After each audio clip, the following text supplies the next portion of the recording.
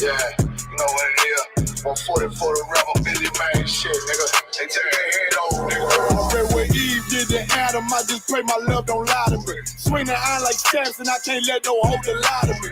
I don't feel these rappers, all they lies is hypocrisy. Ain't no competition, ain't no rivalry.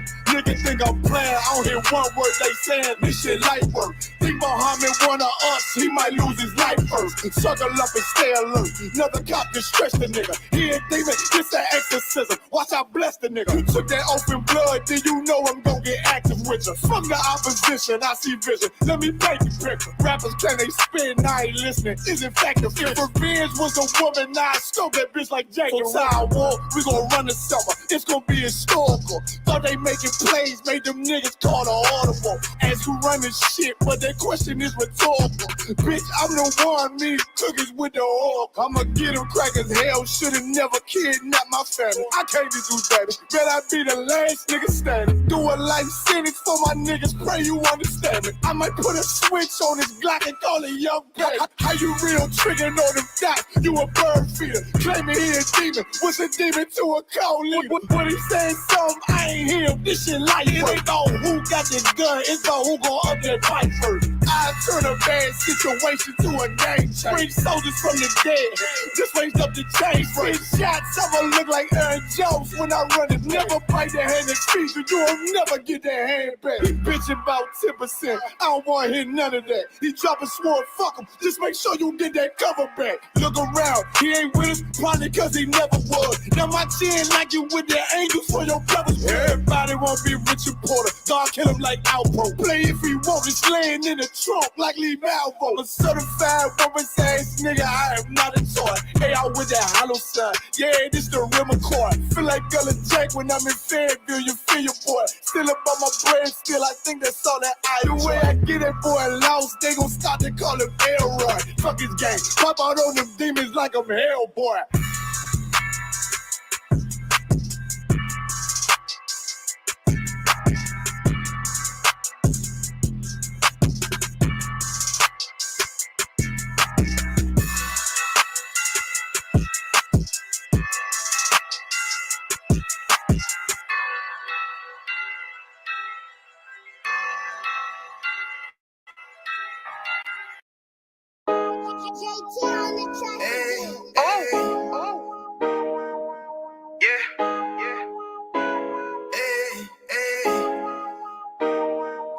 You boy.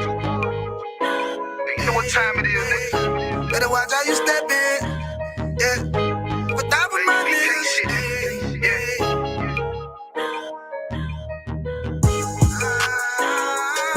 I'm in you.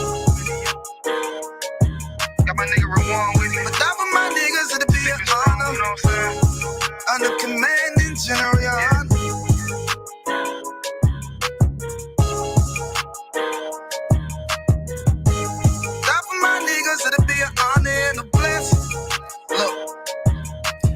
Straight off the top, I love all of my niggas. That shit ain't gon' stop till we on top when we ballin', my nigga. We be fly as fuck, you know them bitches be stalking my niggas. That shit'll never change, and it's the same with all my niggas. City to city, I should be at home. That's what my ribs say. But bitch, I'm grown on many streets and closed caption. Niggas know we bout that action. If a nigga play with me, then my I can gon' let him have it. Hey, make you the shit, this truth the shit. Nigga play, I let that Ruger hit. Get on them tracks, they be like, who is this? I'm rude with it. Ain't got no manners, all them pussy niggas talking shit. Y'all know they can't stand us, but we U.P.K, Louisiana, bitch, that's what I'm reppin'. And my niggas solid number, real ones in my section. If you wanna get down, put your boots on, start stepping. Brotherhood is a weapon. Brotherhood is a weapon. Better watch how you steppin', cause brotherhood is a weapon. If I die for my niggas, it'll be an honor and a blessing. Better watch how you steppin', cause brotherhood is a weapon. Brotherhood is a weapon. Better watch how you steppin', cause brotherhood is a weapon. If I die for my niggas, it'll be an honor and a blessing. Better watch how you steppin', cause brotherhood. I lay my life down right now for all my sisters and brothers, because I love them. I see them dapping and hug them. It's It's amazing to see how well we adapt from the struggle. Born again from a life of sin, trapped in the gutter. My mind frame was to kill my own kind. Feeling inferior, waking up ready to die.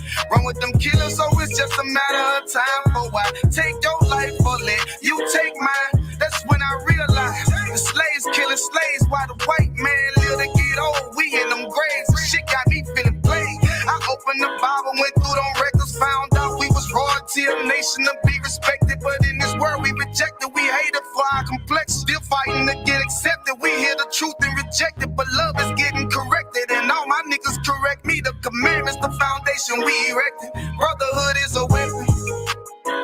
Brotherhood is a weapon. Better watch how you stepping, cause brotherhood is a weapon. If I die for my niggas, it'll be an honor and a blessing. Better watch how you stepping, cause brotherhood is a weapon. Brotherhood is a weapon. Better watch how you stepping, cause brotherhood is a weapon. If I die for my niggas, it'll be an honor and a blessing. Better watch how you stepping, cause brotherhood is a weapon. Hey, hey. Hey, hey.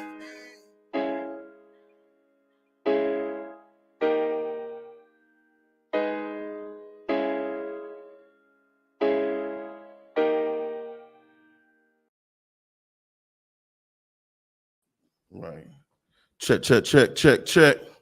Durham, what's up? Can you hear me? Hey, Shalom, YAHANNA, SHALAM. We hear you just fine, but can you hear me in Durham, sir? YAHANNA, I can hear you fine, Officer Tabuan. What y'all got going on? Salaki, sir? Are we live? We good to go. We live, so we ready. We got Jamaica in the house and we got Bahamas in the house as well as Durham. Yeah, if you can turn yourself down just a little bit, Tabuan. That'll be Tawad, brother. Yeah. Yeah, Most High in Christ. All right, so since we live, everybody clap it up. Shalom, Yahweh Bahashim Yahweh Shah Barakatah, to my brothers, Yahweh Shamar Alatah, Bahashim Yahweh Shah, to all my sisters. I'm Priest and Officer Bon Kayal, coming out of Fayetteville, North Carolina. And we are the Israelite School of Universal Practical Knowledge, coming out of 1 West 125th Street, Harlem, New York, under Commanding General YAHANNA. And what we do in the I.S.U.P.K, we are a school. In this school, you're supposed to learn. We are not a church. Don't affiliate us with any other Hebrew Israelite or so-called Hebrew Israelite group or camp or Christian civic meeting or whatever, man. We're not any of that. All right. We stand alone in the I.S.U.P.K.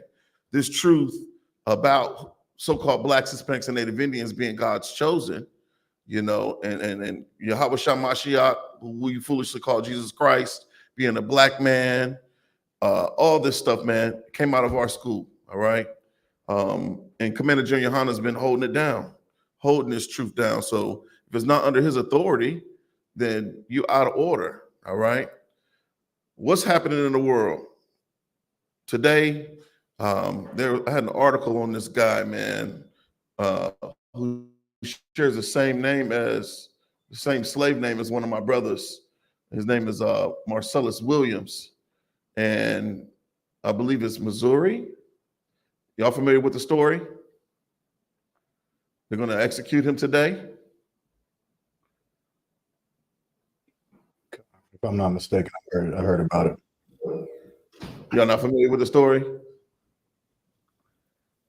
Yeah. Well, it's a lot to unpack when it comes down to this entire stream of events, man. I've been doing my research on it a little bit. And let me see. I'm going to share this article with y'all. Let me see. Present. Share screen. Boom.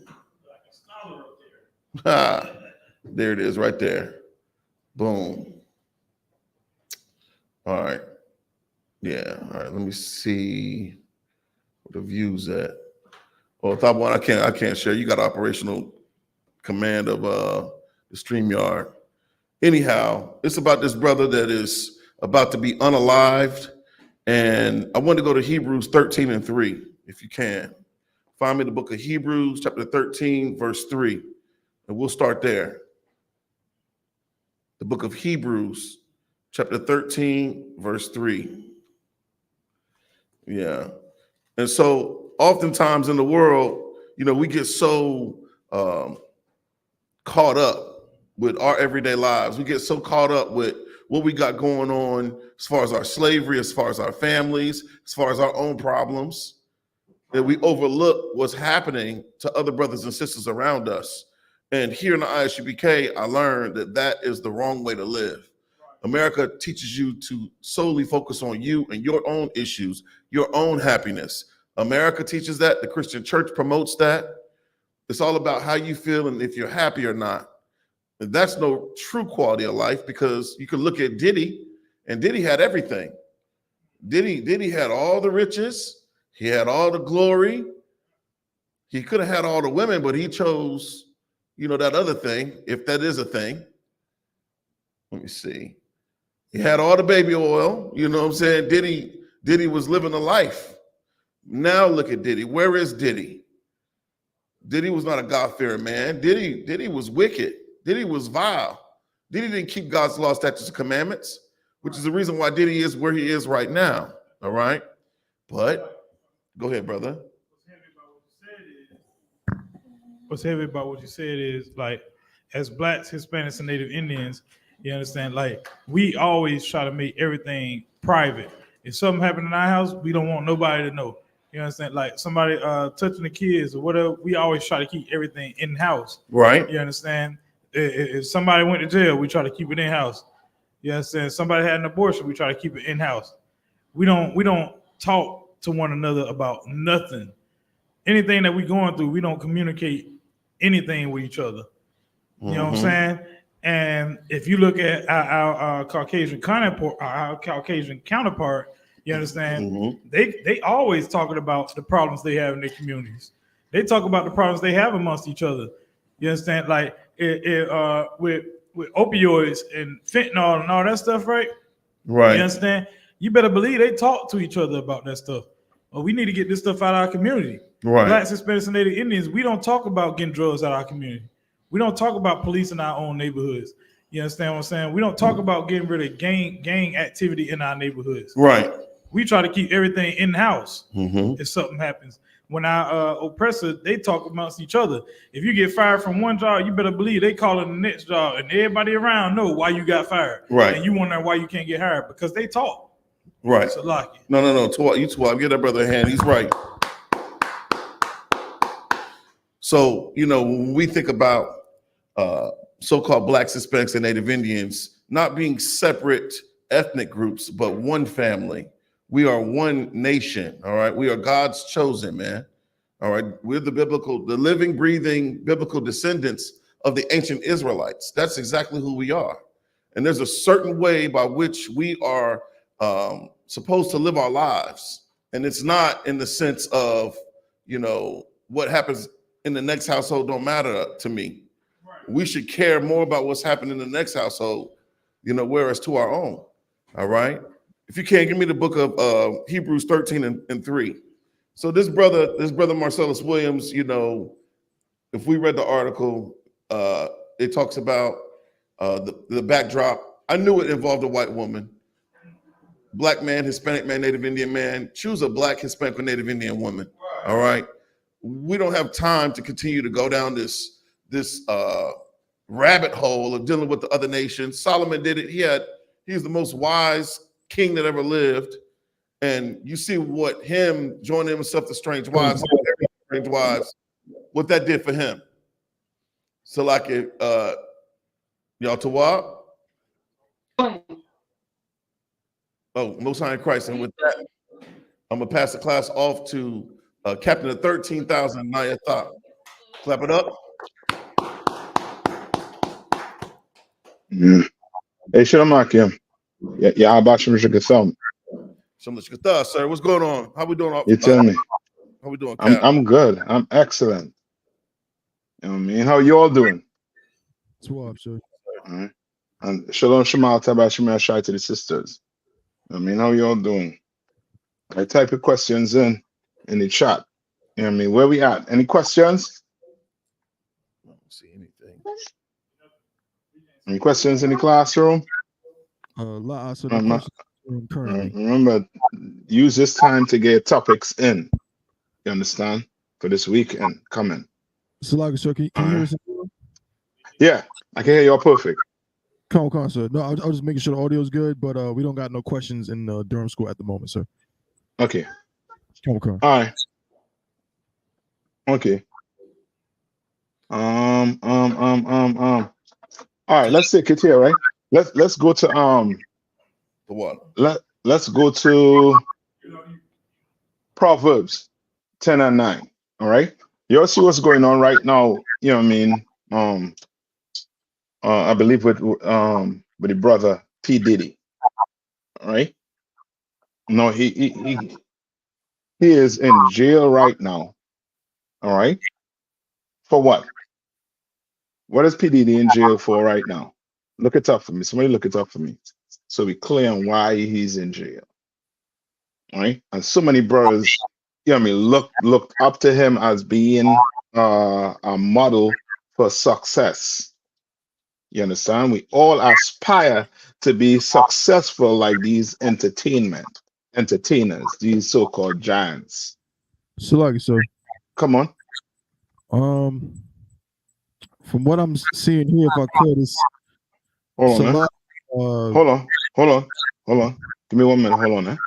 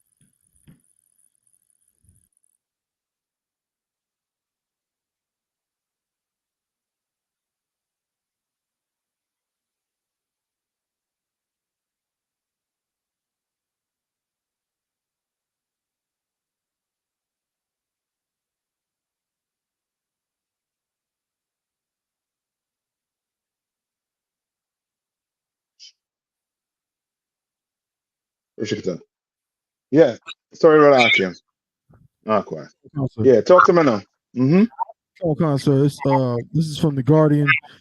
This is an excerpt from a recent article. It says Combs is charged with federal sex trafficking and racketeering, and the indictment, which details allegations dating back to 2008, accuses him of abusing, threatening, and coercing women for years to fulfill his sexual desires, protect his reputation, and conceal his conduct. He has pleaded not guilty to the charges. Right. All right. So we all know he was what? Rich as can be. I think he was what? Close to being what? A billionaire? Come on. I think he was. He a billionaire? I think he Yeah, was. I think after Kanye West, after the strip Kanye West, right? He was what? A billionaire. Again, a reverb. Salaki. He was a billionaire. Right? You're hearing me clear, right? Come on, sir. Okay. All right. Solid. Now, where did I say to go to first? I think I said Proverbs 10 and 9. Right? Hold on. Who's gonna stick with me and read? K1, you guys can read for me. This is the book of Proverbs, chapter 10, verse 9. He that walketh uprightly walketh surely, but he that perverteth his ways shall be known. All right, what is that? What does that get into? What does that get into? What type of characteristic is that? So like, yes, sir, like P. Diddy. Oh yeah, the last part, but the first part, what characteristic is that?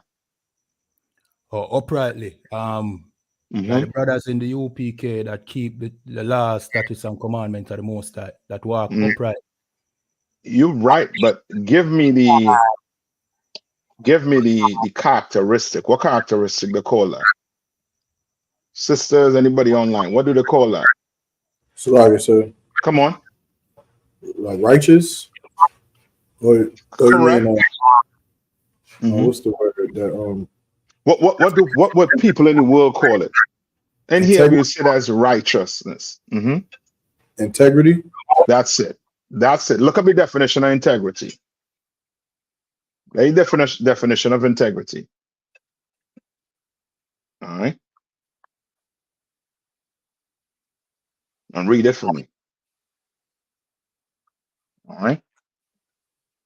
And now, what you're going to have to ask yourself after you read this definition, after we go through, these few scriptures, you're going to have to ask yourself whether or not, if P. Diddy, if he had this, if he would have been in jail right now, based on his charges. You understand?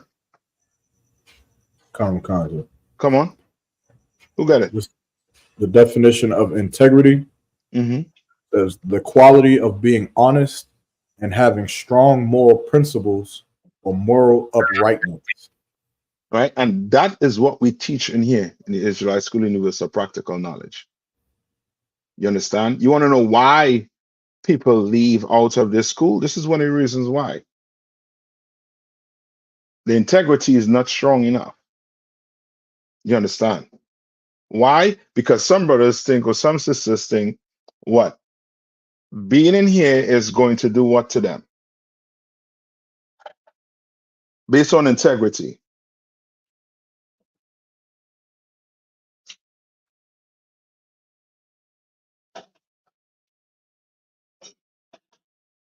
So like limit what they can do, like limit their fun, take away the things they want to do. Yeah, so you on it, yes. I'll take that. I'll take that. Majority of the time, brothers leave here. I shouldn't say majority of the time, but one of the main reasons a brother would leave from this school is to do what? Why are you leaving? One of the main reasons. Come on. To go back and do what he was taught was wrong. Make it simple. Make it simple. Like what do brothers struggle with in the world?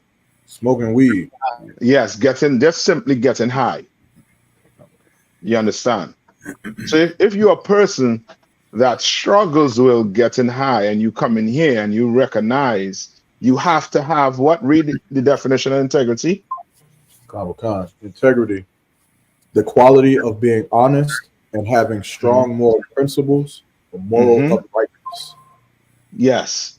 So now you come in here and you recognize you can't smoke. You understand? But you're weak. What you're going to do? You're going to find an excuse to what? Leave.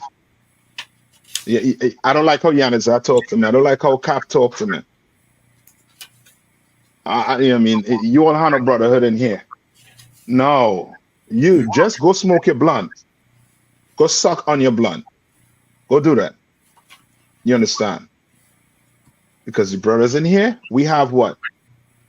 We are kept to have a very high standard. And in here, you're going to have integrity to do what? To survive. Because without it, you're not going to survive in here. And that goes for sisters also too. You come in here to learn how to do what? How to, be 100% woman. You come in here to learn how to do what? What do women struggle with in the world? Shutting up. Yes, so they won't come in here and learn how to do what? Shut them out. Right? What do they struggle with in the world?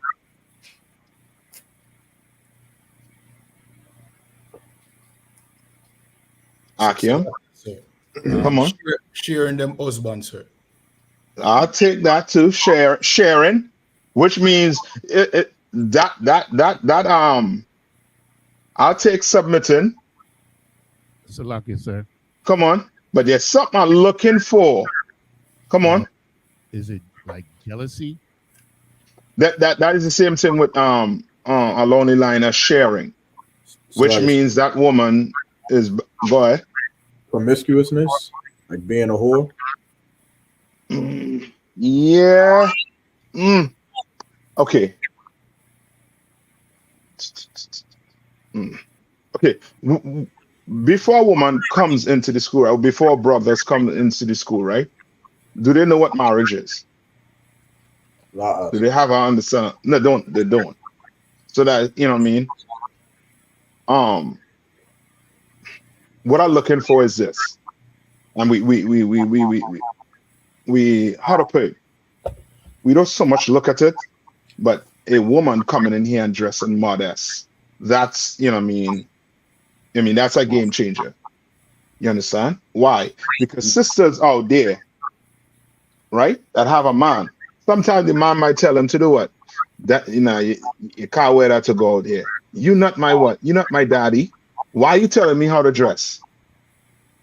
I can dress however I feel like dressing. But when you're coming to this school, can you dress like you feel like dressing? Can a woman just dress like she feel like dressing? No, she can't. She's going to have to do what? Cover herself up. You understand? She's going to have to cover herself up because that has to do with what? Integrity also too. You understand? Your goods is for your what? For your man. I don't need to see your goods. You understand? I don't need to see that. That's for him. That's for your man or for your future man to see. You understand? Okay. All right. Just like you said. Come on. A quick question, if I may. On this topic, what would you say to a brother or sister who is either, you know, in class, in the school, and they're fighting the demons? I'm sure you've heard this so many times. Like brother will say, man, I'm gonna come to class, you know, but I'm still smoking this weed, but I'm gonna come in, which our brother saying is right, but I gotta kick this habit first. But what would you say to the brother who is in here and instead of, you know, and he's still battling that demon or she battling that demon, you know, should she leave the truth because she can't stop smoking weed, or is there a different thing that she should do or he should do? Okay, that's a good question. Real good question. What scripture is that?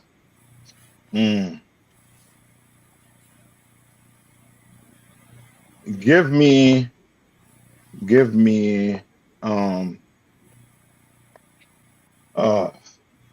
okay, before I get to the scripture, right? When you go to the gym, many of you have been to the gym before, right? When you go to the gym for the first time, right? What type of workout you get into? Do you go heavy or light?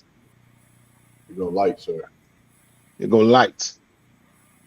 But your end goal is to do what? To be what? To go what? Heavy.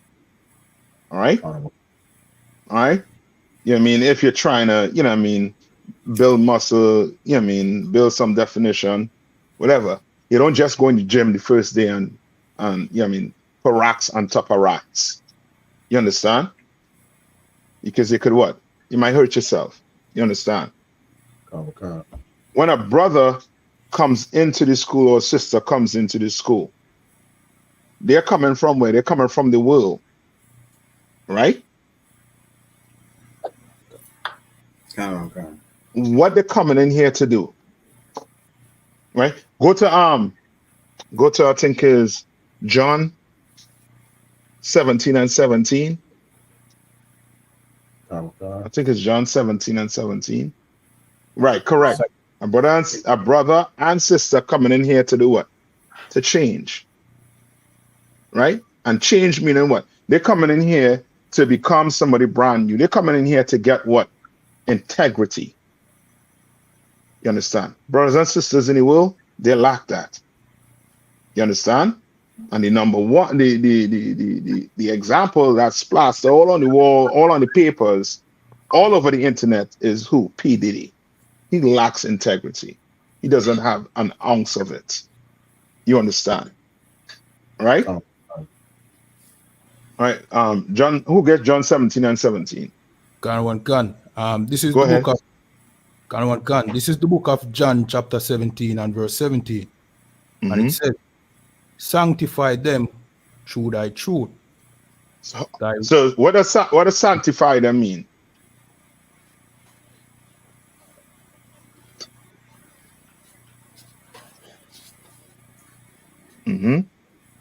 What does sanctify mean? Come on. Salakia. Come on. It means to cleanse. Yes, cleanse. How do you clean somebody? Physically, you use water, but this is not talking about physical cleansing. It's talking about a spiritual cleansing. Yes. So how you cleanse somebody spiritually? With the word and obeying the word. I think somebody that's Fayetteville. Yes. Yes. He said teach them. You understand? So like I said. Come on. So like I think Fayetteville. I don't know if it was just me, but it sounded real low. So like yeah, they are low.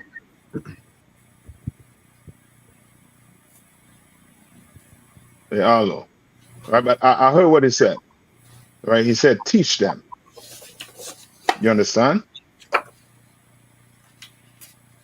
Right. So read on, as the Bible is going to tell you here right now. Read on. Gun. John chapter 17 and verse 17. Sanctify them through thy truth. Thy word is truth. Thy what? Thy word is truth. Yes. So how does somebody get over smoking marijuana?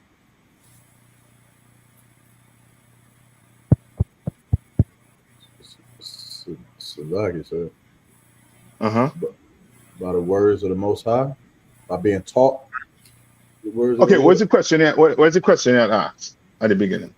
What's the question that asked? How do you tell someone who's smoking weed, right? Come. And come into class? How do you get them to stop? Come. Go ahead. Oh no. So like I was saying, that was just like how do you get them, like, should that person feel like they should not be in this classroom? Like, should they leave because they have that demon, or should they try to stay? Okay, how does somebody get clean? What needs to happen? So like I said, for me, like the renewal of the spirit. Okay, that song and all nice. What you're saying is nice. The song's nice. But I want you all to keep it simple. How did you get clean, Yarama?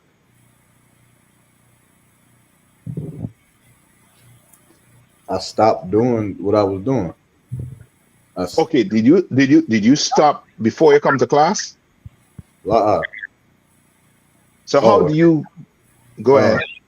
You come to class. That's it. It ain't magic. Come. It ain't magic. I ain't have a wand. Where's my wand? I don't have that. Very good. Jamisha said it. You have to constantly come to class, because coming to class is going to do what to you? And this something. Okay, recognize this about black people and use it as they treat it as a weakness. They treat this as a weakness when it's strength. You understand? Right? What do black people have? Right? I want to say black people, majority, because you have some nasty Negroes who don't have this, what I'm talking about. And I'm not talking about integrity. I'm talking about something else. Salakia, sir. Is it pride? Come on. Salakia, sir. Come Shame. on. Shame, pride, shame. Oh, you get into it. You close with the shame. You're close with it.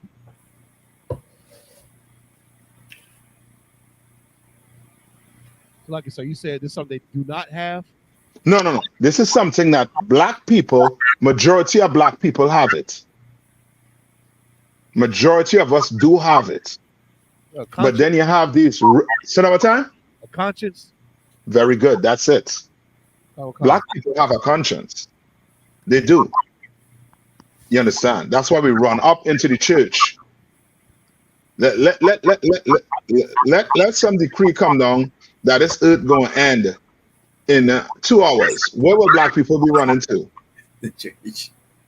Yeah. You know what I mean? They'll be running there. Like, you understand? Come on. That's true too, because they'll run to the church because they run to the church every New Year's. They think the world's going to end. Yeah. You understand? And that's because we have a conscience. But is it a good conscience? You understand? Come on. It's reactive. It's not proactive conscience. Yes. The good conscience come into play when you do what? Go to I believe it's 1 Peter 3:16. All right. And that's what you came in here and got. You had a conscience in the world, now. You had that conscience. You had that conscience to know that, you know what, I can't unalive this brother. Can't do this. But your conscience wasn't all the way good. Why? Because you would still do what? You might still do what? Smoke weed. You might still do what? Hey, he's a punk. I'm going to sleep with his woman. You understand? The conscience wasn't all the way right.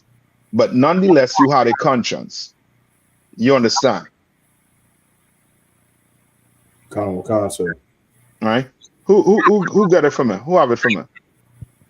Gun. This is the book of 1 Peter chapter 3 and verse 16. Having a good conscience, that whereas they speak evil of you as of evildoers, they may be ashamed that false they accuse you. Slakia. That is the conscience you want. You want that conscience so that what? For you to get that conscience, what has to happen? You're a mark. For you to get that type of conscience, what has to happen? You have to change. Okay, let me ask you this. You own it, but I want it plain as day. For example, right? Mm-hmm. If you start going to the gym today, right? Okay. You go for 4 weeks straight. Okay. Right? You start to see changes in your body. But then you stop for some time. Another 4 weeks, you just stop. What's going to happen? You're going to regress. The body's going to regress to how it was. Yes. So you start losing what? You're going to start losing what? Strength. Yes. You understand? So my question to you again is, how do you get this conscience? By keep coming to class. That's it. That's how you're going to get the conscience. You're going to have to keep on coming to class. You're going to have to do it. Now, there's another side to it. Meaning this side is now how serious you are about the truth. And if you're serious about the truth, you will know that what? We have what? What do we have in this school? Counseling, sir. Yes, we have counseling. So now you're struggling with weed. You're struggling with cigarettes. We have counseling set aside to help you with your struggles. You understand? Right? But it's only going to help if you're doing what? You keep coming. You keep coming. You understand? You start you start keeping the law, statute, and commandments, right? You start paying your tithes. You understand? And people take this lightly, but the church don't. The church will tell you to do what? The church will allow you to do what? When it comes to the law. What law does the church keep? The law of tithing, sir. Yeah. But guess what? You can eat pork. You could go inside the church on the pulpit and eat a pig nose out.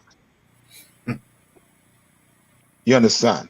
You can eat pigtail in that, on that church. Right. On the podium. You understand? But if you don't pay that tithe, or that reverend, he watching who paying that money inside that bucket. You don't put money inside that bucket, you're gonna be questioned. You understand? There's a reason for that. Right? We take all the laws in this Bible very seriously. And one of them laws is what? You have to give what? 10% of your earning. You understand? And now when you come in, you don't understand how serious it is. You understand? You don't. But the more and more you come, the more and more you get that conscience. And now guess what? There's going to come a time when you're going to have that conscience is either going to do what? What is either going to happen? Give me come on. You either can pay your tithes or you can leave. Yeah. And I'm saying tithes, right? I'm saying it. I'm saying that to show how serious it is, because we take it lightly when they're not supposed to be taken lightly. When you don't pay tithes, who are you stealing from? The Lord, sir. Yes, and it's a sin.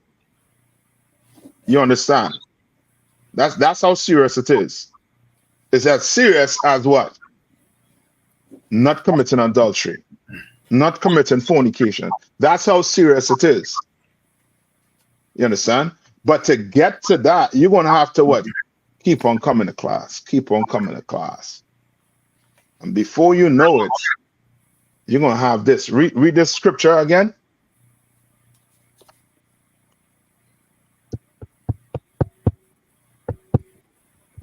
You're there. Go ahead. Got one can. Yeah. This is the book of 1 Peter chapter 3 and verse 16. Having a good conscience, that whereas they speak evil of you as of evildoers, they may be ashamed that falsely accuse your good conversation in Christ. Understand? And that's what you have to aim for. So they falsely accuse you. You understand? So it will be a false accusation bring to the men of the Lord. And guess what? The Lord coming to see you. You make false accusations about the men of the Lord. Oh, the Lord coming to see you.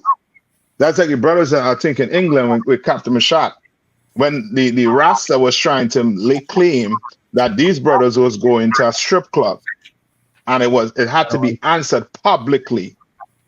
You understand? You're trying to make false claim to these men that have good conscience. You understand? The Lord coming to see you. Salagi, sir. Come on. Salagi, sir. Sister has a question in the room, sir. Come on. Salaki, sir. Would this scripture be covering, as you could say, your reputation? That last part. Yes. Correct. Read the last part for me again. Got one can, sir. They may be ashamed that falsely accuse your good conversation in Christ. Right? They may be what? Ashamed. Ashamed. Who is going to be ashamed? Hold on. The sister that asked, who is going to be ashamed? The person falsely accusing them? Yes. Because they are going to have the name of a what? What you going to call them? A liar? Yes. Yes. a liar. You understand? And how does the court look at somebody who brings false statement? Guilty, sir. Not so much guilty. Somebody that brings a false statement, right? Not dependable. Yes. Anything that said after that person out, would they take it serious? No, sir. No. You're a liar. Anytime somebody, that's something you do not want to be called. You don't want to be called a liar in here. You understand? You don't want to be somebody bringing false accusations. You understand? Sir. Right? That's a bad reputation to get. Right? Hold on. So read it from the top again. Can one cancer. And tell them where you're at. 1 Peter is what? Can one can. This is the book of 1 Peter chapter 3 and verse 16. Go ahead. Having a good conscience, that whereas they speak evil of you as of evildoers. As of what? As of evildoers. Meaning what? They're trying to put you together with who? With evildoers, with sinners. Yes. They're trying to tell you that you just like Sexy Red or what's your brother name? Puffy. Just like Puffy. You don't want that. You understand? You just like the Christian. I mean, you're just like that brother or sister in the world. You do not want that. They're evildoers. They don't pay tithes. They eating pork, crab, shrimp, and lobster. They're committing adultery. You do not want to be put with them. They're evildoers. Right. Read on. They may be ashamed that falsely accuse your good conversation in Christ. You understand? They're going to be ashamed. You understand? That they made what? A false accusation against you. You understand? What they like to say about brothers in the truth when it comes to women, that we do what? So like, sir. To answer your question, I think they say that we. I feel like I've heard people try to imply that we like beat on women or abuse women. Yes. Do you all remember? What's his name? The one that looked like a Hamite. He in jail now. UPK. No. Captain Zariak dealt with him. Oh, good. Polite. Yeah. What was Polite saying about the truth? Oh, he ashamed now. Yeah, kind of good. He is totally ashamed now. Why? Come on. Brother Polite was the one that he was talking about that the woman is God and how we should serve and praise her when it comes to find out he's the main abuser of her, of the woman. Yes, that you understand. But he wanted to call us evildoers. He was speaking evil about us. But guess what? The Lord made sure and showed his shame. The whole earth knew that he was that he abused a young girl. The whole earth knew, yeah. So sir. Come on. So we got another question in Durham, sir. Come on. So sir. So as far as the scripture we're still covering, I had a question. So to remain sisterly, if you hear a sister that you feel is falsely accusing one, what is a righteous way to, for lack of a better word, correct the sister? I don't want to say correct her, but basically just remain sisterly as far as holding accountable. Good. If you're falsely if somebody falsely accuse you, meaning brother or sister, falsely accuse you. You understand? Falsely accuse you of doing something. What should you do? Akim. So, like I said, if I may, come on. First, you go to she or he alone. You go talk to them first. That is it. That is it. So, like you understand? Come on. So, like yes, sir. I don't mean if she's falsely accusing me. If I feel like what she's saying is falsely accusing someone else, or it doesn't sound right, what is the righteous way to basically dead the conversation? Yes, that's the same.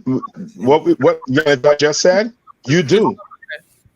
You do, because you heard it, right? You heard it. So you're going to have to go to he and they alone. It's like, yes, sis, what you said was that statement that you made, I don't think it was right. You understand? You go to her like a sister. You understand? It's a brother. You go to that brother like a brother. It's like a brother. The statement you made about such and such, I don't think it was right. You understand? Now, if the brother or sister says, you know what, sis, you're right. Guess what? The scripture say you did what? You gain your brother. You gain your sister. Now, let's say you go and that sister or brother say, nah, you need to mind your business, sis. You just see other people's business. Did he or she hear you out? Sir. So now you're going to have to request a counsel. So like your camp leader. Come on. So along this exact topic, said in the first part. So if the sister or brother, whatever, goes to the person that they believe is falsely accusing or has falsely accused someone else, and say, I don't think what you said was, that wasn't right or whatever.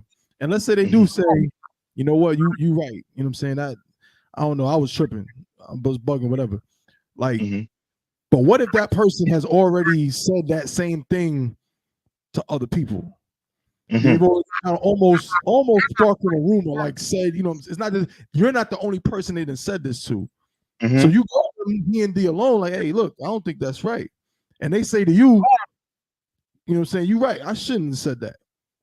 But there's no way of verifying if they correct it by talking to anybody else, of you know what I'm saying, of going and be like, hey, telling all the other people that they might have told, or the person go to Leviticus. Go to Leviticus 19 and 16.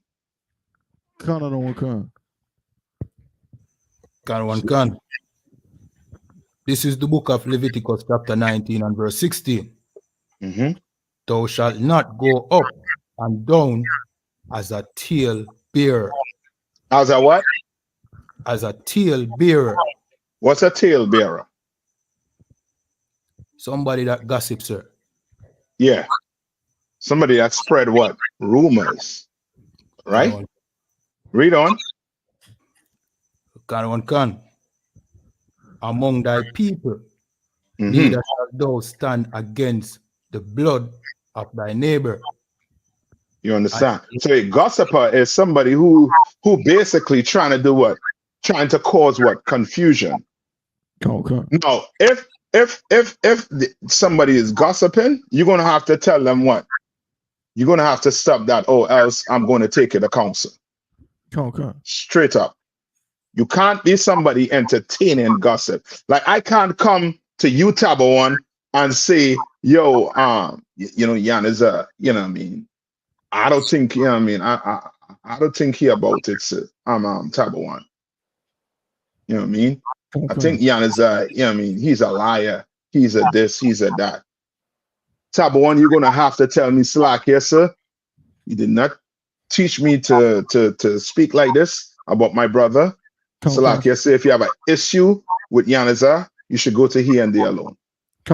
But say if you bring that shit up again, if you say that again, I'm going to have to take it to counsel. That's how you stop a rumor. You understand? That's how you stop gossiping. You don't entertain gossip. You don't say, well, you know what, Cap? I heard I heard Iraq say the same thing too. Come on. Before you know it, we're gonna have the Christian church out. Come on, sir. Before you know it, you know what I mean, we could be beating tambourines and you know what I mean. It's gonna be a mess. Come on, sir. Come on. If I may, and I hate to beat a dead horse, but like 2001's question, like if I could just hold on. Say that one more time. You broke up. Oh, Slack. I said I didn't mean to beat on a dead horse, but 2001's question, if I may, like if I use an example of, let's say Tabawan heard someone say that they seen Yawamak at the I ain't gonna say that. They seen Yawamak smoking, and Tabawan knows that this rumor, now I know it shouldn't happen, and it better not happen in the UPK, but he knows that this information was told to multiple people. And so now Tabawan goes to that person and says, hey, why did you say this about Yawamak? That was wrong. You shouldn't have said that. And then the brother says, Khan on Khan. So, Khan, brother, you're right. I shouldn't have said that. I was tripping. But now there's still that thing left of there's other people who now think that Yawamak was smoking weed. So now when I'm teaching, they not looking at me like a priest. They looking at me like I'm a drug addict. At that point, does Tabawan follow up and say, who all did you tell this to so you can go and correct it now? Or does Tabawan leave it at well, he said, Salaki, I'm just leave it there. Okay, because it's broad, right? With what you're saying, I would say Tabawan will now have to take it to council because now it's not just he and they alone. Now the entire school is going to be corrupt. Salakia, sir. Come on. Just to piggyback off of that, as far as it being amongst sisters and it being a broad statement that a lot of sisters have heard, what's the next step for that sister? Same exact thing for brothers. Nothing differences. What you know what I mean? Nothing different when it comes to the law. When I say to the law, like the law on gossiping. You understand? I can't gossip, you can't gossip. You understand? So you hear some false report and some sister said, well, I heard this from such and such. Oh, we're going to counsel. We got to get a counsel on that. We have to uproot it. We have to find where the root is. We have to find where the issue is. Who is this deceitful MF that wants to do what? What does that cause? Division, sir. Separation. Division. Yes, separation. Division. You understand? Go to P1, go to Romans 1:29. All right. Gun one gun.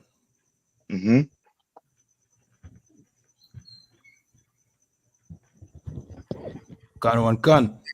This is the book of Romans chapter 1 and verse 29.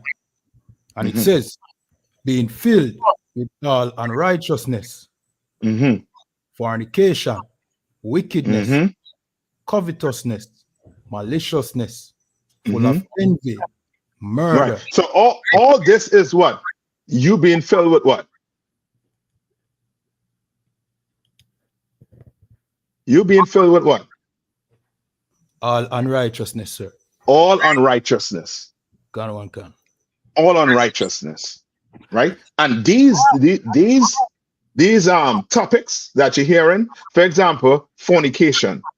Fornication could what? Is a branch of to what? To adultery. You understand? Having intercourse with animals. So it's a broad topic. You understand? Fornication is what? Unlawful sex. Any unlawful sex falls into what? Fornication. You understand? Wickedness falls into what? That's what? That's broad. That's you doing what? Breaking what? God's laws. You understand? So it's covering everything that makes you what? Unrighteous. According to the Bible. Read on. Gun one gun. Envy, murder, envy, debate, right? Debate, meaning you always in what? In here we don't what? Argue. Yeah, we don't argue with one another. No. You have some, you know what I mean, some contention with somebody. You better do it in the right way. Some brother says something to you in a way where he coming at you forcefully or aggressive. It's Salakia, brother. There's no need for that. If you know what I mean, you have some issue with me, you know what I mean, just say what it is. But we ain't going through all this argument. We're not doing that. This we dealt with enough of that way. We dealt with enough, yes, in the world. We saw mother and father argue and call each other names. And that did something to us. Because we seen two people that love each other go at each other like that.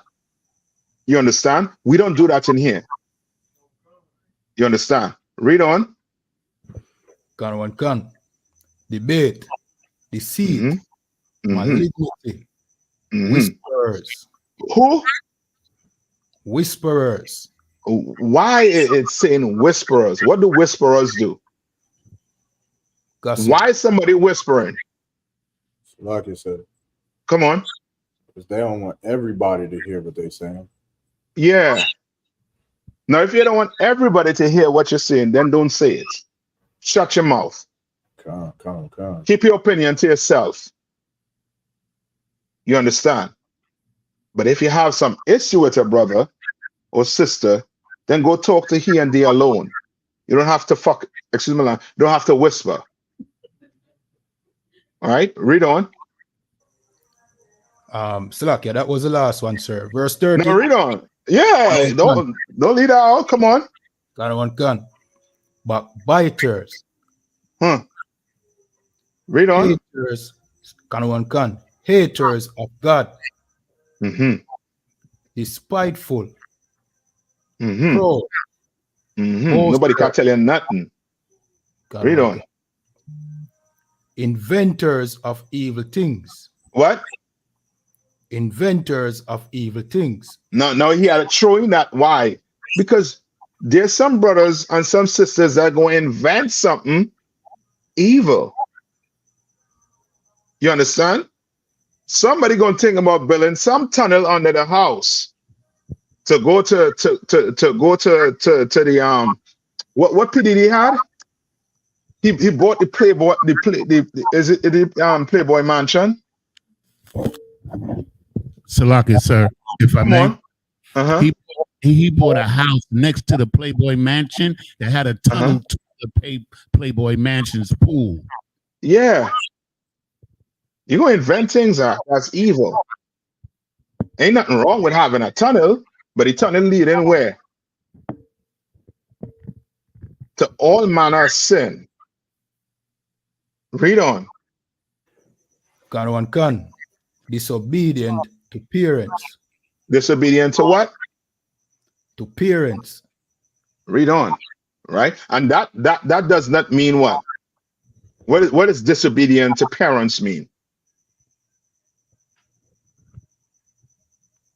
What does that mean?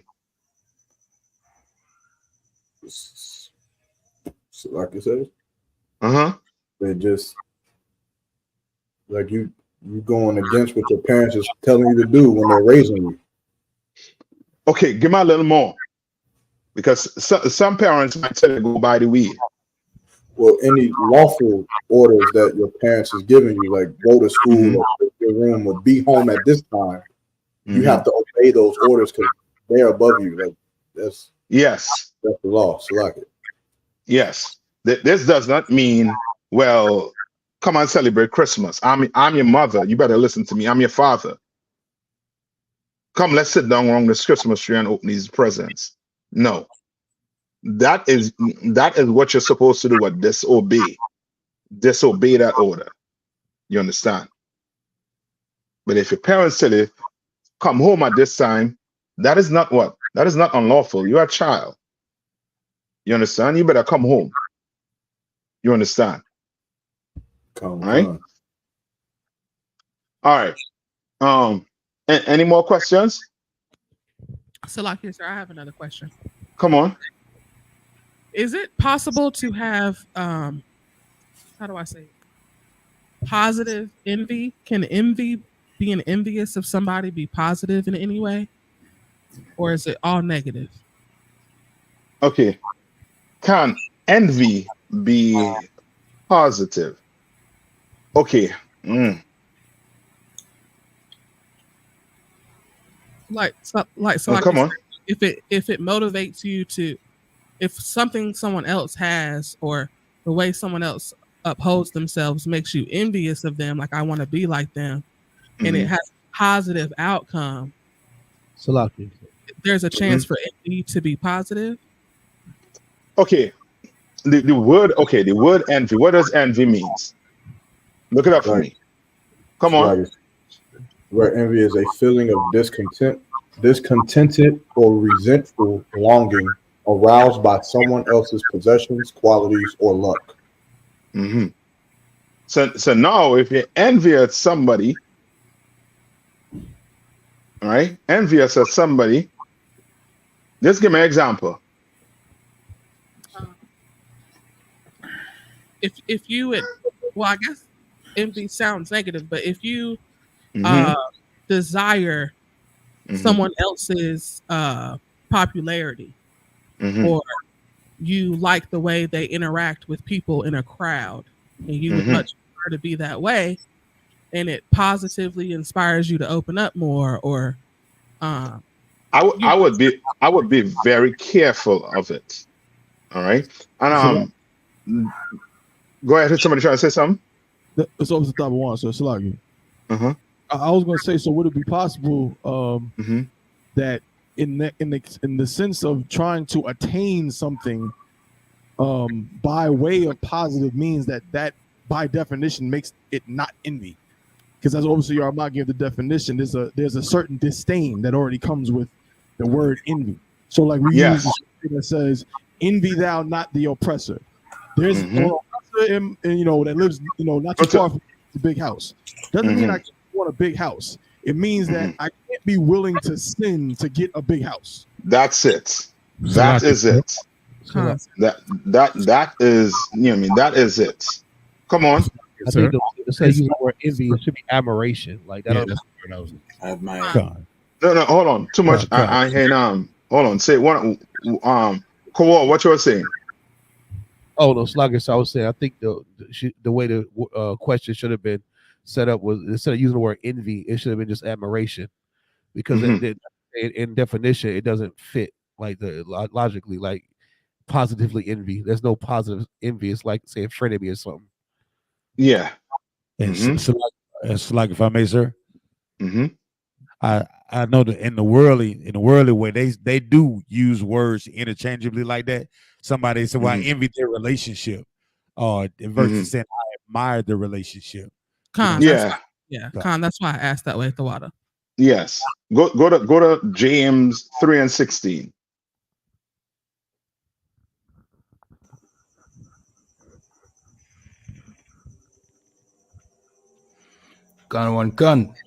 This is the book of James, chapter 3 and verse 16.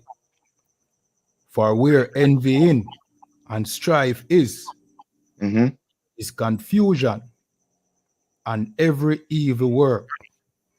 You understand? Because people in the world, even though they say I envy that person relationship, right? It songs as if they're trying to give them one compliment. But I wouldn't use that word the way it's being used. You understand? Because you envy somebody, you could be envying them for the wrong reason. You understand? All right. There's another hold on, give me the one in Deuteronomy. Y'all know what I want to talk more? I think it's Deuteronomy 21. Hold on.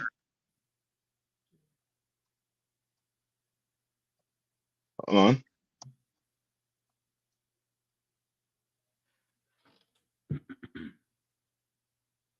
Deuteronomy 32 and 21.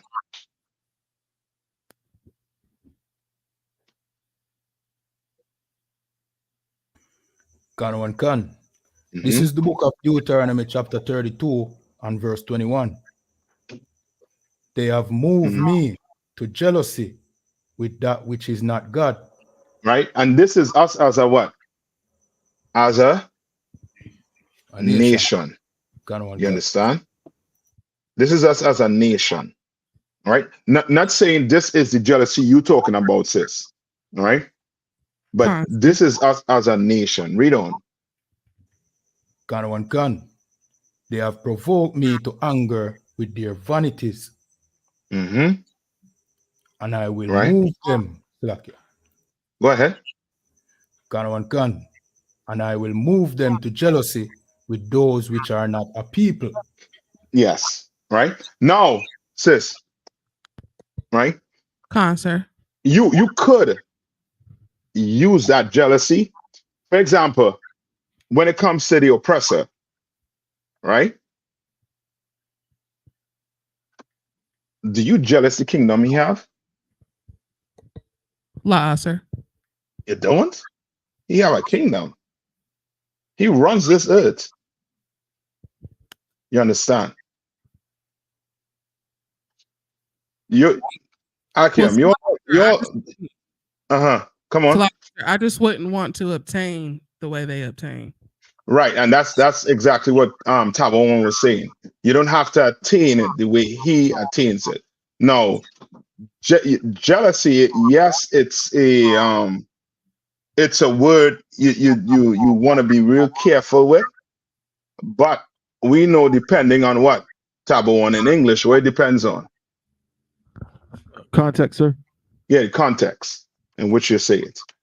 You understand? Sir. So that brings me to my next question, Salakia. So to move someone to jealousy, is it that sole person's responsibility to no longer be jealous of what someone else has made them jealous of? No, okay. Specifically speaking about this scripture, read it one more time to me. K1. Kan. This is the book of Deuteronomy chapter 32 and verse 21. They have moved me to jealousy with that which is not God. Right. This is who is saying they have moved me to jealousy.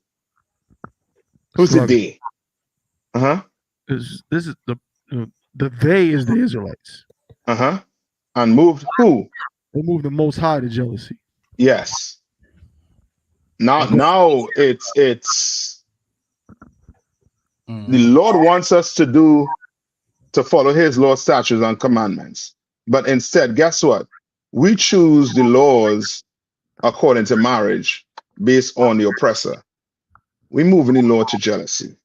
Come on. With that which is not a people. You understand? Sissy with me?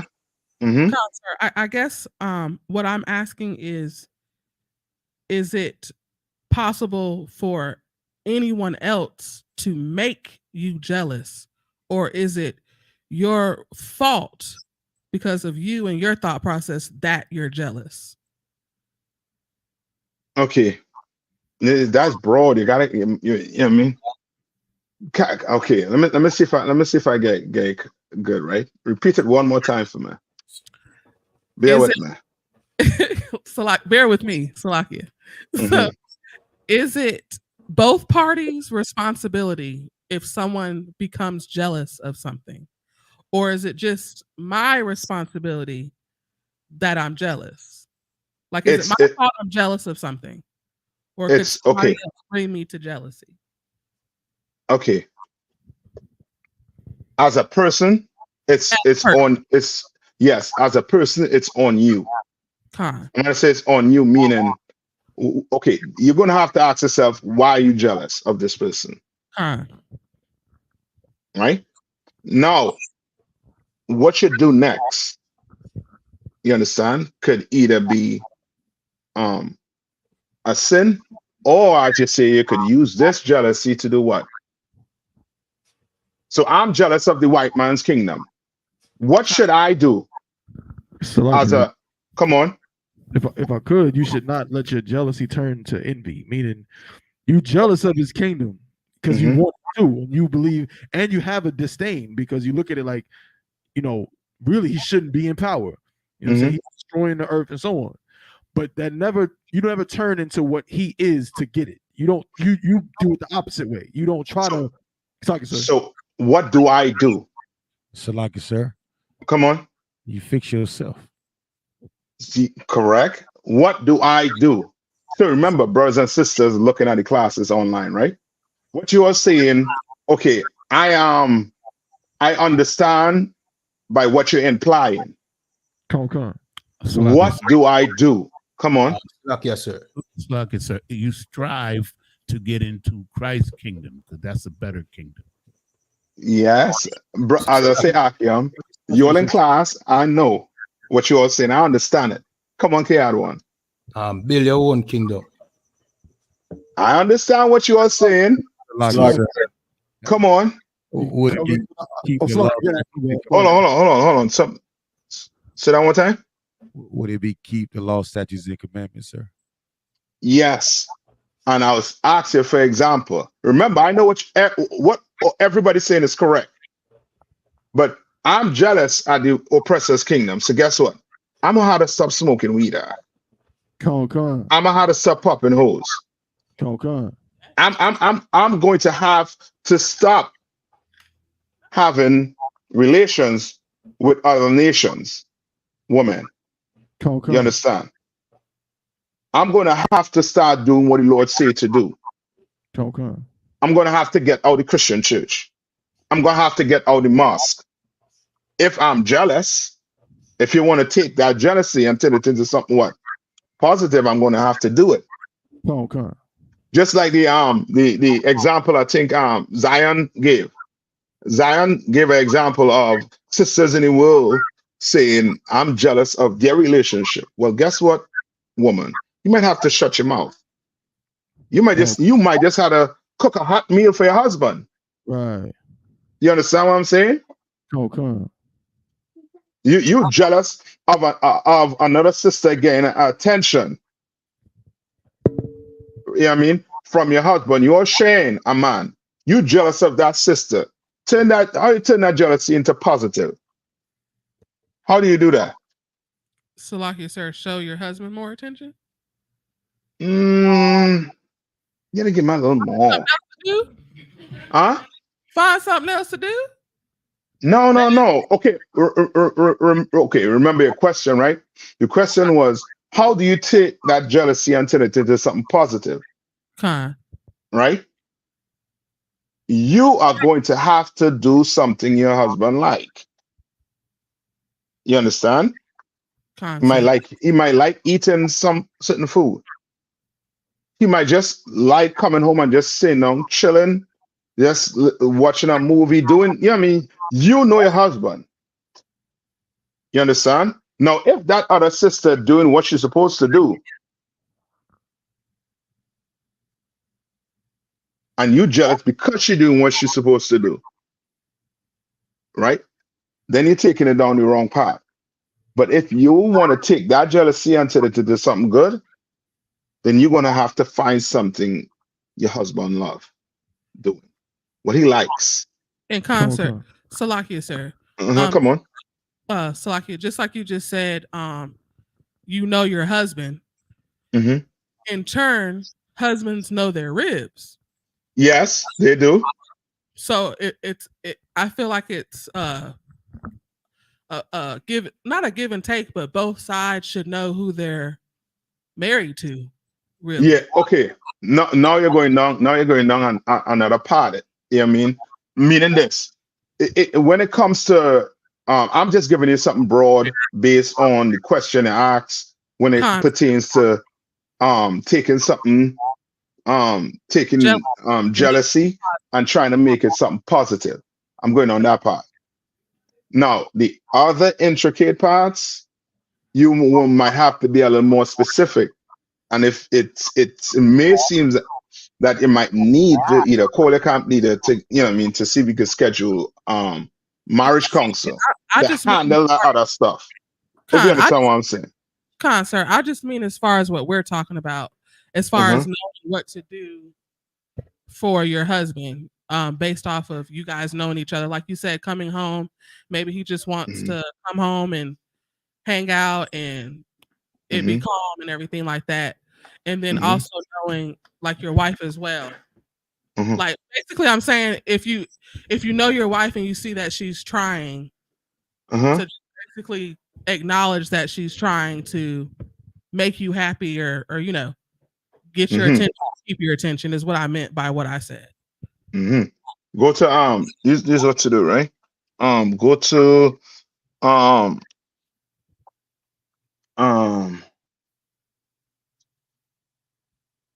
on, I'll tell you where to go. Salagi said. Hold on.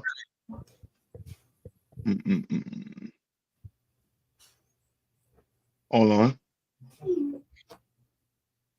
First, I want you to go to Genesis 3 and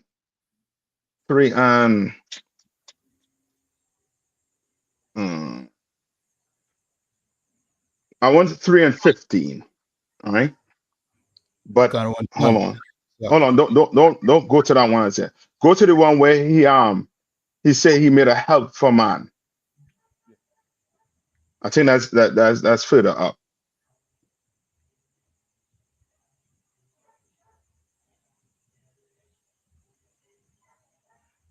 All right. Now, in the world, right? The relationship was dependent on who? What's the relationship dependent on in the world? Salagi said. The happiness of that woman. Yeah, a happy wife is a happy life. You hear that saying? Sir. That's in the world. And the world used that and it destroyed the black community. You understand? The oppressor, he could deal with that. Why? He could handle a woman being what? In control of everything. But when it comes to the Lord chosen people, he made us a certain way. And when we go against it, when we try to live like these Americans, right? By trying to have a happy wife, a happy life, it's going to destroy the household. You understand? Give me you found it for me? Genesis chapter 2 and verse 20. Yeah, read that for me. And Adam gave names to all cattle and to the fowl of the air and to every beast of the field. But for Adam there was not found an help meet for him. And wasn't found a what? An help meet for him. What does that mean? Was that help meet for him? Salagi, sir. If a helpful companion. So okay, so if you had to explain that relationship wise, what is that explaining? What is that trying to tell us about the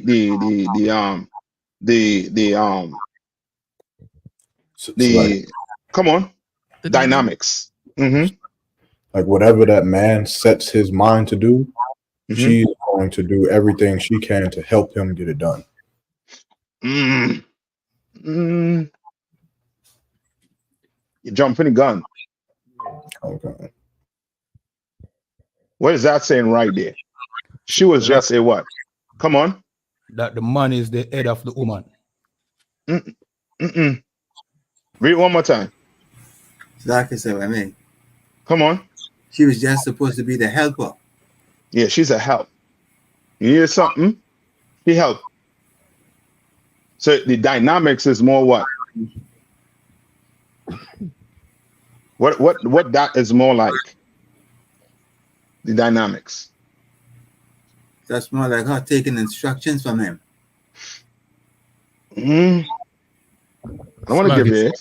Come on. Like, hold on. So like it says, is it more like a business proposition, like? So meaning, give me a little more. What do you mean? So that means it's more like what? What do people call that business proposition? Come on. So like, would that be the boss and then the co-worker, crew member or something? No. I was. Yanizar was more on it. Subservient. So, like you, sir, would it be subservient? No, okay. She was okay. Remember, above what Adam was doing, he was naming the animals. He was working. But the Lord saw that what he needed somebody to what? Help him. Which means what? So Adam would be doing what? He'll take care of the cattle, and she might be doing what? Taking care of what? The cooking. Yeah, the house or whatever. What are they doing? They are doing what? Come on. So like a teamwork? So that business deal is almost along the path of what? So What do like they call it? Come on. Like a partnership? Like a partnership is more like on the path of what? 50-50. More along the line of yes. What was it? We didn't hear that, sir. Say it. 50-50, sir. Yeah. But something happened. I'm about to say, something happened. What happened? Shalak, sir. She sent. Uh-huh. Oh, the sister was about to say, but Eve, you know what I'm saying? She did something she wasn't supposed to do and changed everything. Yeah. Eve was being what? Naive. So go to Genesis 3:15. Come on. So like, sir, I was gonna say Eve, she wanted the whole business. She didn't want 50-50. Yeah. Like God. Yes. Yes. You understand?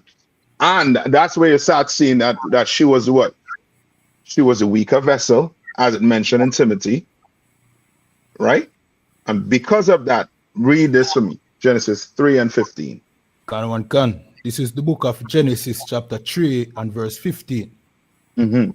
And I will put enmity between thee and the woman. Give me 16. Verse 16. And to the woman he said, I will greatly multiply thy sorrow and thy conception. What does that mean, sis? Salakia, I think it just means I'm gonna multiply your strife, your emotions. What is multiply in read one more time, K1. This is the book of Genesis chapter 3 and verse 16. And to the woman he said, on to the woman. So he's speaking to the woman. Read on. I will greatly multiply thy sorrow and thy conception. Thy conception. What's conception? Anybody online? What's conception? Salakia, sir. It's giving birth. Yes. You ever see a yes. Yes. You ever see a cow give birth or a horse give birth? What kind, sir? Do you hear the horse scream out? Do they prepare the horse by giving the horse an epidural to the back? Sir. No. Why does this black woman screams out? Read it one more time. I will greatly multiply thy sorrow and thy conception. Yeah. Yes, that's why you're in so much pain when it comes to making children. You understand? Because of this. Read on. In sorrow thou shalt bring forth children. In sorrow, meaning what? This supposed to be a beautiful time, an enjoyable time, but you bringing joy into this world with what? Sorrow. Yeah, with pain and sorrow. You understand? Read on. And thy desire shall Hold on. Don't read that too fast, brother. Don't read that too fast. You know what I mean? I want this to marinate. You understand? and sisters, why it's going to make them better? It's going to make them one West. You understand? A woman in the world, she does not understand this. You understand? She tries to get away from the pain to the point where she will go and do what? Commit an abortion. Right. You understand? You understand? Read on. And thy desire shall And be. I what? And thy desire. What does desire mean? Look up desire. Salakia, sir. It means a strong feeling of want. You looked it up already? Got So it means what? A strong what? A strong feeling of wanting to have something. Wanting to have something, correct? Read on. KR1. And thy desire shall be to thy husband. And thy desire shall be what? To thy husband. Baby girl. Baby girls. You ain't ready. You don't need to have a husband if you ain't ready. It's for sisters who ain't have husband. You don't need it if you don't understand this. But those of us who do have husband, you better get with the program. This is not my program. Who program is this? The Lord, sir. Yeah. The same Lord I following, the same Lord your man following, the same Lord you ought to follow too. And your man is your what? My Lord, sir. Yes, your Lord. I mean, you sisters who have husbands in here, oh boy. You want to gain some strength? Or fasting gonna work. But what's gonna help is saying, my Lord. You training yourself mentally to do what? We're training yourself mentally to do. Is it to train yourself to submit? That's it. You train yourself mentally to submit. Because you saying what? My Lord. You understand? Obey is good, but I like submit. You understand? Right? Read it one more time. KR1. This is thy desire. Sir. Thy desire shall be to thy husband. And he shall rule over thee. And he shall what? And he shall rule over thee. And he shall rule over thee. You understand? You are going to have to want and love what your husband love, what he wants. Read the definition of desire again, sis. Sir. Desire is a strong feeling of wanting to have something. Right. Whatever he wants, that's lawful, right? That's why we tell sisters in here, you better marry a priest of the Lord. You understand? Because this here will forever be a conflict with you and your husband if he's in the world. You can't leave him. But now your desire for certain things, it starts to do what? The list starts to get real short. So like come on. And I was gonna say, how can you be a helpmate if you don't desire what he wants? How can you help him if you don't understand his desires? Yes, you're gonna have to desire what he wants. Now, with that being said, should he be a D head with it? No. But your desire, and this going to take away a lot of conflict if you could just, give in to the whole program. Just give in to it. He don't want you going here with these friends. Then do not go. He doesn't like it. You understand? He don't like it. Then don't do it. He doesn't like you when you try to scream at him loud. Then don't do it. He doesn't like it when you talk to him like a child, like you, mommy, and he's your son. Where are you? When you're coming home? Oh, you hanging out there with those brothers? Are you choosing them brothers over me? Oh, he is. Now you desire who desire you want? You want him to have what? So like your desire for what I want? Yes. And in here, that's a conflict. And in here, a man that's a turn off.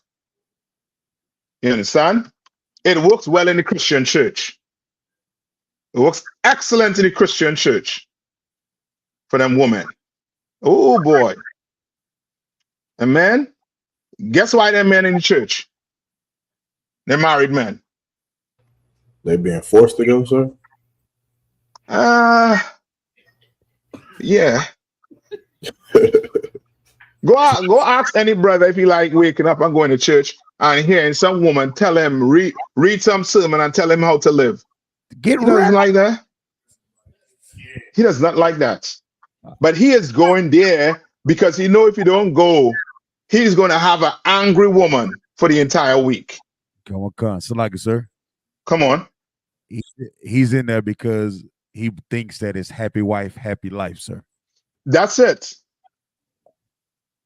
He's there. And it works well for the church. You know what I mean? You go ask brothers, who been with the wife for 44 years. How you been together for 44, 45, 44 years?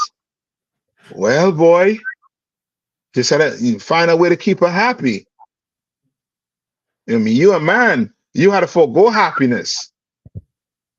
You find a way to keep her happy. You have created a monster. You understand? You have created a gargoyle. You understand? A crackling.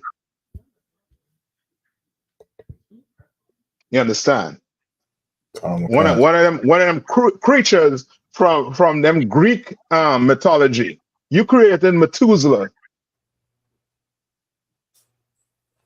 But in here, we create princess. Correct me if I'm wrong, tab one, princesses. Or that new word. That's what we create in here. We create women who desire what their husband desire. You understand? And you being a brother, you better know the responsibility you have. You understand? That's just to come and ask for counsel, and you be found to be one irresponsible brother. Oh, you're going to be ashamed now. You'll be ashamed. There's no reason for a sister or a brother to fight in here. None. There is what? Just like you take a brother or sister to counsel, oh, you could take your husband to counsel too. Oh, your husband could take you to counsel too. You want to be a loudmouth, you want to be disobedient. Yeah, he could take you there also too. You understand? All right. Now go to come on. So you did have questions, so I didn't know if you wanted them yet, or they were kind of on. Is on topic? If it's on topic, give me. Okay, kind of. There's a couple. The first one was okay. He just paid a precept. Okay, so, officer. Let me see here. Says Officer Maharaj says, Salakia, sir. What is a general way to gauge information you should or shouldn't tell your rib?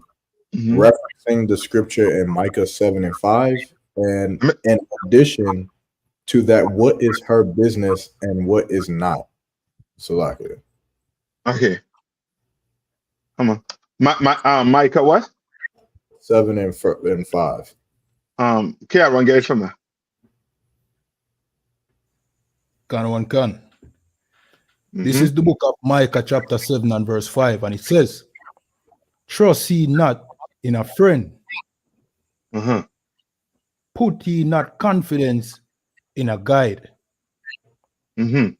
Keep the doors of thy mouth from her that lieth in thy bosom. Mm-hmm. Right. What is this question? So, like, sir, he said,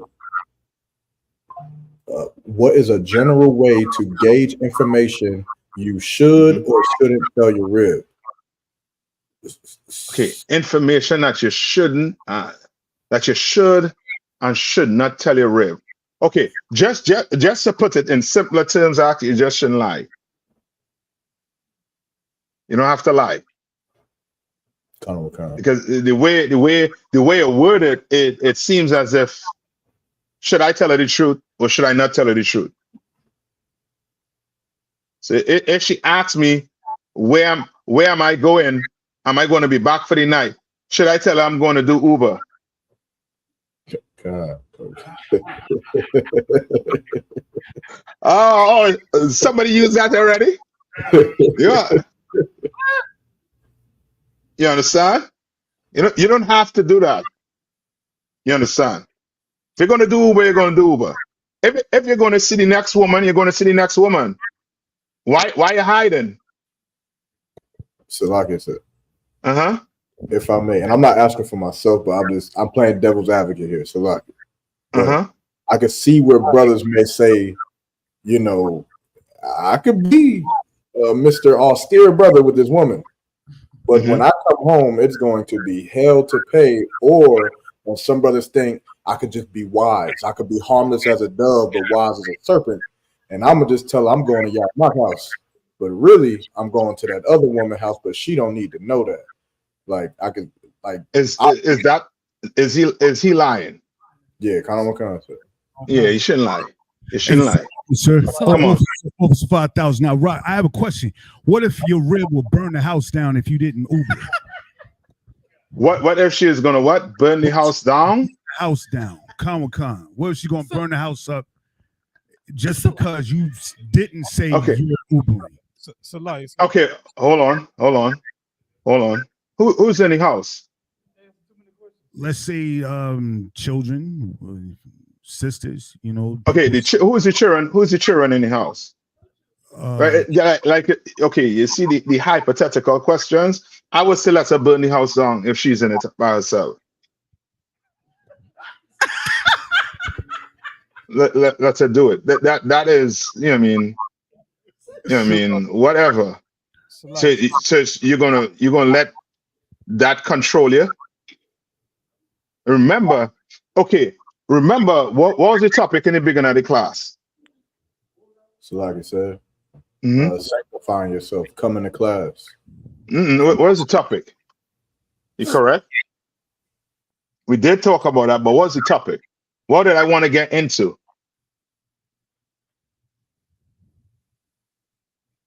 So, like I said, I forget. Yeah. Because if she fits into burn the house down, that means she don't need to be around no children. You understand? And that means what? You shouldn't be picking your woman. You can't pick the right woman. So that woman should come to class. You understand? Come. You don't know what to pick. Because if you have some bra that you worried about burning down your house, you should come to whoever you get should come to class. Let the manager in YAHANNA do the picking. Come. Because you're horrible at picking women. So like you said. Come on. So like, I think I thought I was about to say something. So like you said. So like, sir, if I could, going back to also your mock question, right? Like if you have to lie, you understand? If a brother has to lie about going to see another woman, that means that you have a problem with polygamy. You have a problem. You understand? If you got to tell that sister that you going to another brother's house to kick it with another brother because you scared of what she might say, you scared of her leaving or whatever the case may be, that means you have a problem with it. So like, I'll take that too. But as I said, let's read this scripture again. Go ahead, Tabo one. So like so just piggybacking off the topic right Mm-hmm. now, and I think this is so again, so of course we know it's a sin to lie, right? But at the same time, how so like insofar as I don't, well, I guess the question is, does that mean that every single thing that I'm thinking and I'm ever gonna do, I gotta alert? You know what I'm saying? Like I gotta give alerts to, you know what I mean? Because like let's say I'm stepping out. Let's say I'm not going to another woman's house or something. But at the same time, shoot, I might be going to the school because you gave me an order to go clean something or whatever. Whatever the case might be. But I don't necessarily, or maybe not. Maybe I just don't want to leave the house just to leave it, like just to go. You know what I'm saying? Just to be out of here. Does that mean that I got to say, okay, to my rib, yeah, I'm leaving right now because I don't really feel like being here, and I'm just gonna get out of here and just go by myself because I just want to chill by myself. I don't really want to chill with you. Like, do I got to go through a whole rigmarole, or can I, without lying, can I just be like, I'm about to step out? Where you going? Yeah. No, that is different. If you say just stepping out, you're stepping out. So it's like, you understand what I'm saying? But you're not saying you're going by somebody, your Mark house to chill. You understand? That's different. That's different than you. Okay, read the scripture one more time. This is the book of Micah chapter 7 and verse 5. Trust ye not in a friend. Put ye not confident in a guide. Right? So you're saying trust ye not in a friend. Right? Why is it saying don't put your trust in a friend?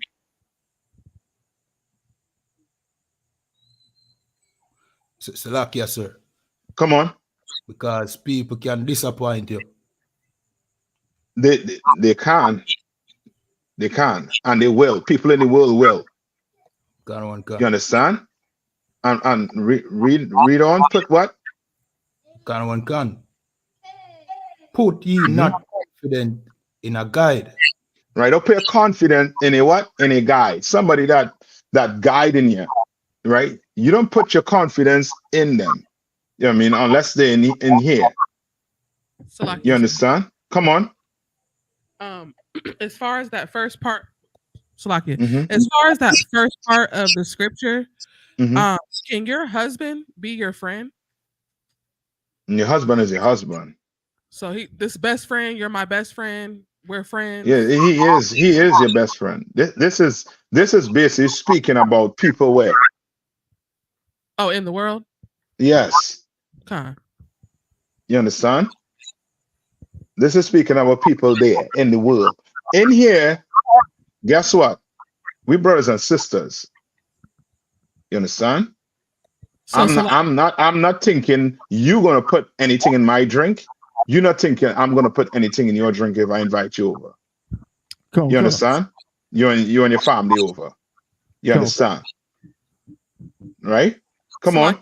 So to piggyback off of that, if you're my best friend and you know you're not coming back to the house tonight, you can't just tell me you're not coming back to the house tonight? Let's not run there quick. I thought that was the last thing we was talking about. Yeah, I know. But I want us to read this. We coming to that. Sir. We coming to that part. Read on. Keep the doors of my mouth from her that lieth in thy bosom. Right. Keep the what? Keep the what? Salakia, sir. Keep what? Mouth from her that lieth in thy bosom. Right. Meaning what? You don't have to do what? You don't have to tell her everything. You don't have to tell her everything. But is that saying you should tell her a lie? La. No. La. You understand? So like you, sir. Come on. So there is a level of consideration that has to take place. Yes, there is. You don't have to tell her everything. You understand? So like you don't. Come on. So like it's like I was listening to a podcast with Captain Tazaria, right? And he was talking about how brothers, a lot of times brothers don't take the time to learn their woman. Yeah. And we just, we just hardcore all the time and take the time to learn our wives. So it takes like how he said in the podcast, it takes a real man to take the time to learn his wife. She's your wife. You should know what type of communication you should have with this woman. You understand, to keep down the drama. You should know, like I know, for instance, with my rib, I know like she like to know that I'm okay. You know what I'm saying? So I could tell her, all right, well, I'm gonna be home around this time. I don't have to tell her everything, but I can tell her, you know what I'm saying? Like, oh, camp just ended. So she has an idea as to like, okay, well, I know after camp, you probably going out to eat with your brothers, or you probably going to Kowals or stuff, you know what I'm saying? Stuff like that. Like as a husband, you should have some type of knowledge of your wife and who your wife is and how much you should communicate with her, and different expectations that your relationship requires. You're right. You're correct with what you're saying also too, right? But when women, I would say majority of the time, read it seems as if it's saying it's being specific to a man going to another woman and not telling them, when that is not what it's saying. You understand what I'm saying? It just say what? That you are a man, you don't have to tell your rib everything, but it's not implying that you should what? Lie. Yes, you should lie. Now you're a woman, your man say, hey, baby, I'm stepping out. I don't know if I'll be back tonight. All right. But if I am, I'm gonna just call you and let you know.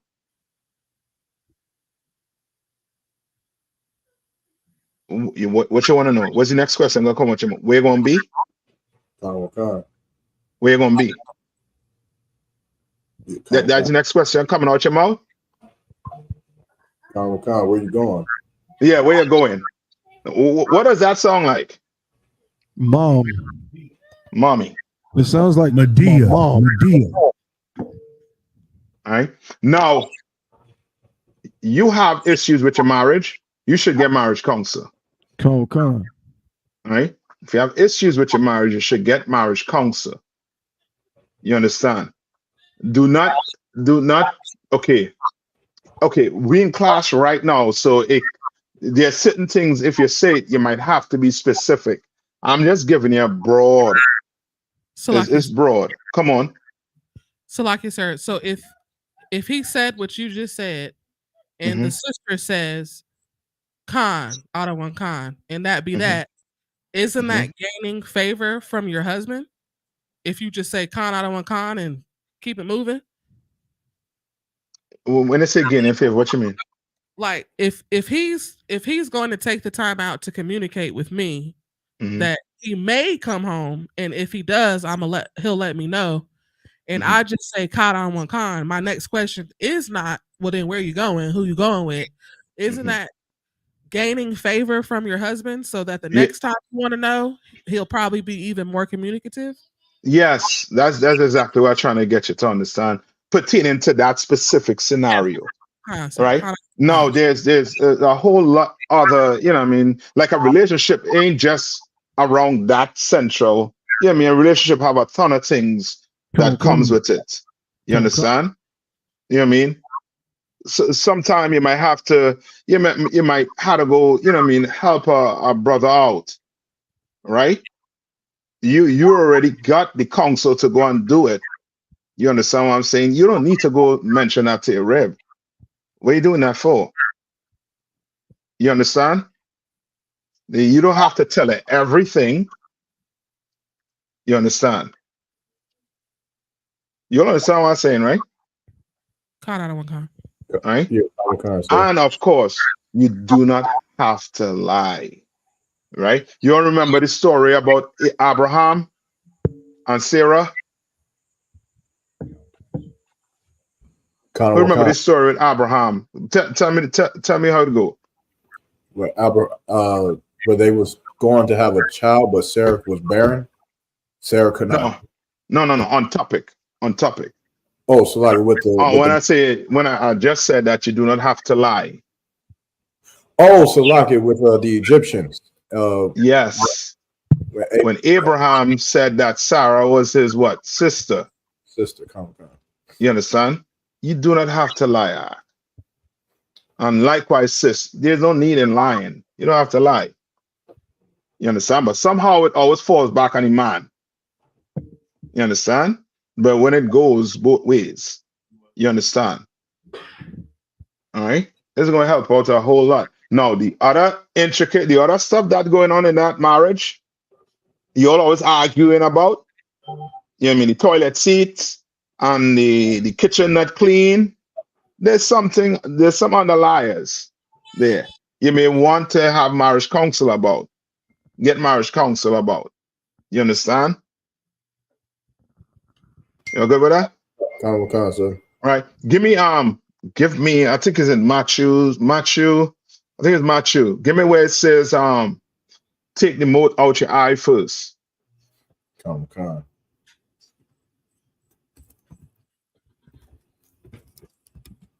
So like I said, if I may, come on. Earlier you had said that sisters may want to do something to please their husbands. You had said it a little bit earlier. If I could just give a shameless plug, help the sisters out. If you want to do something for your husband, maybe buy him some javelins, buy him a javelin hoodie or something. That might make your husband happy. But so like it's a shameless plug. Yeah, come on. Yeah, hell yeah. Well, guess some of that Tazariak, I want to say lotion. What do you call it? Butter. You know what I mean? That smell good. Okay. You know what I mean? Game something. UPK. Who get the scripture from me? Can, sir. This is the book of Matthew, chapter 7 and verse 3. And it says, why beholdeth thou the mote that is in thy brother's eye? All right. What is that saying?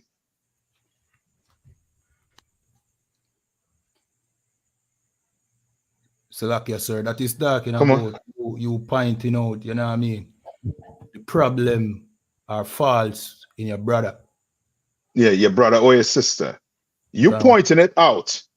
You, oh, yeah, I see you. I see what you doing. Yeah, you're not telling me the truth. This, that, the other. You understand? You're seeing the fault in your brother or your sister. Right? Read on. Can. But consider it not the beam that is in thine own eye. What is that saying?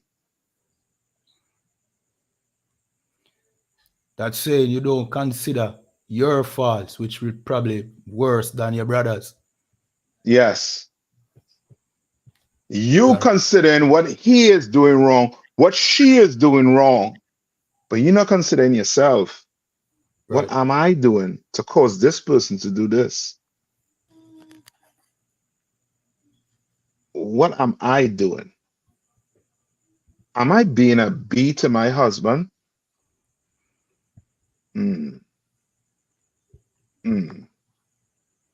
Right? Like you're quick to see the fault in a brother. You're quick to see the fault in a sister. But that person in the mirror, it's spotless. Spotless. But you have a big beam. And guess who could see the beam? Everybody could see the beam. Read on. Can. Verse 4. Or how wilt thou say to thy brother, let me pull out the mote out of thine eye. Yeah, let me get you right. You need to get right. Let me pull a mote out your eye. Read. Can one can. And behold, a beam is in thine own eye. But you ain't correcting yourself. Right. You understand? You're not correcting yourself. You understand? You have an issue with a brother or a sister. You try to figure out what you did wrong to that brother or that sister and correct it. You understand? Don't focus on you correcting their issue. You correct the issue with you.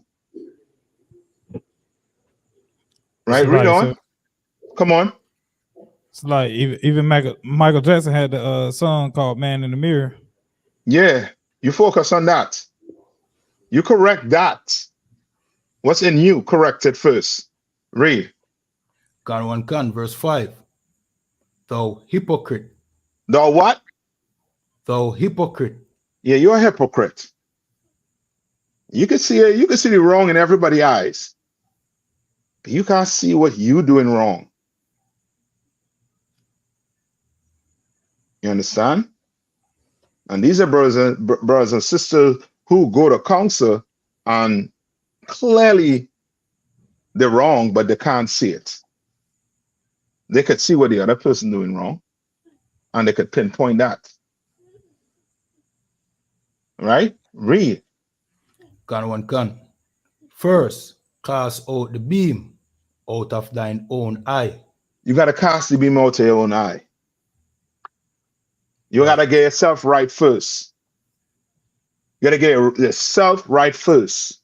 You got to figure out, sit down and have a checklist. Am I eating pork? No. Am I eating crab shrimp? No. Smoking? No. Am I gossiping? No. You got to have a checklist for yourself. Go that list down. Am I being obedient to my husband? No. It should be what? What should be there? A tick for what? Yes, I'm obeying him. Right? According to this Bible. Right? Right? Read on.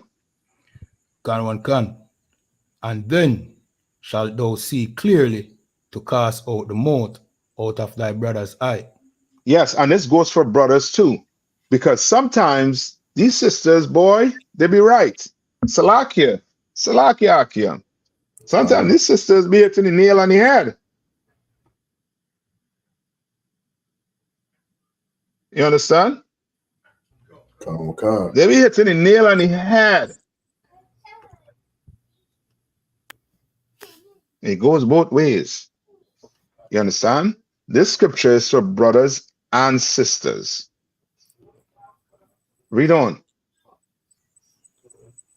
Salakia, sir. That was it from verse 5. Okay, good. All right.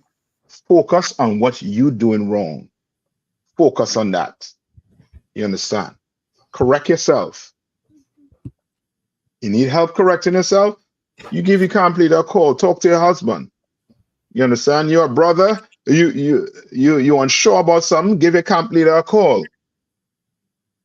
Try to correct yourself first before you start looking at the fault in somebody else. All right? Come, sir.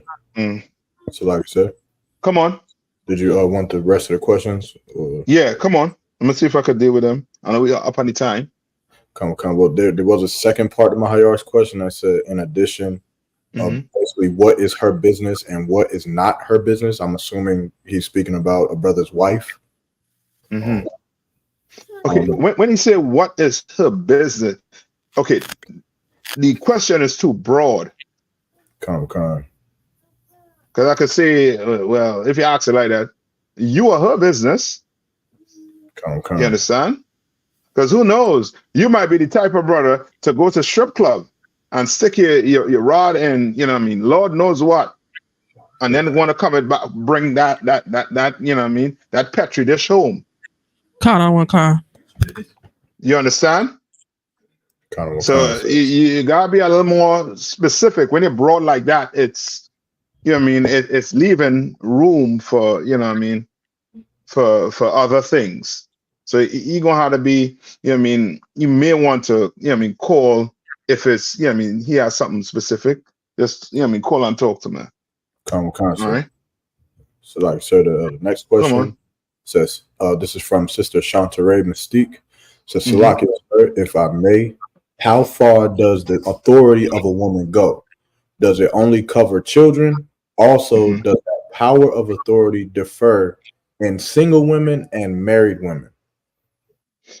Okay, authority, right? Read the question one more time for me. I'm gonna say it sounds like it's about a few things in there. So, Salakia, sir, if I may, how far does the authority of a woman go? Does it only cover children? And does the power of authority differ in single women and married women? Does it differ in single woman and married woman? So, okay. Yeah. So it does differ when it comes to a single woman and a married woman, right? Because a married woman, she has to answer to who? Her husband.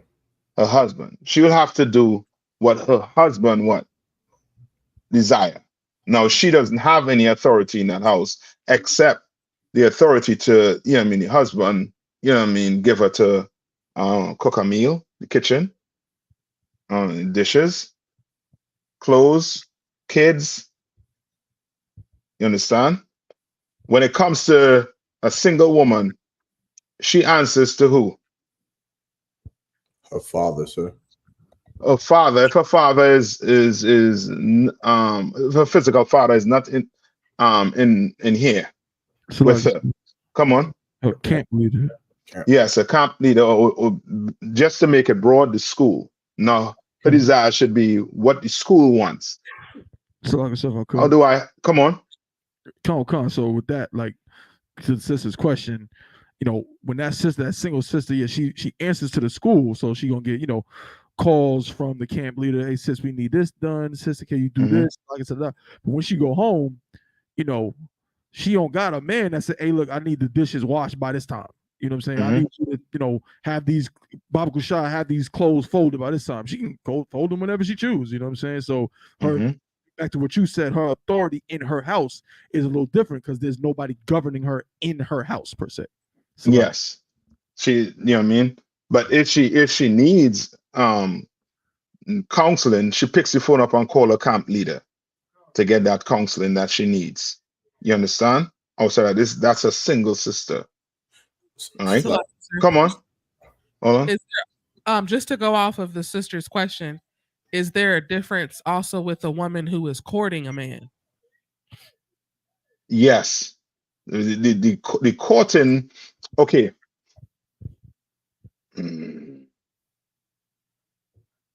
Okay, the courting is similar to which one?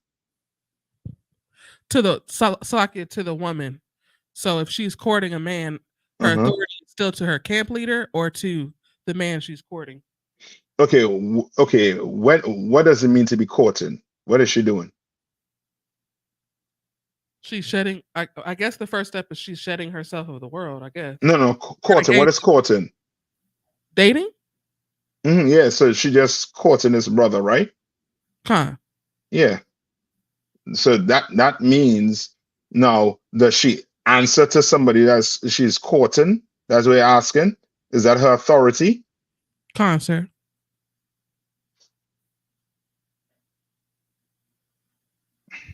Akim? Oh, Salaki, sir. Khan. I want Khan. Last.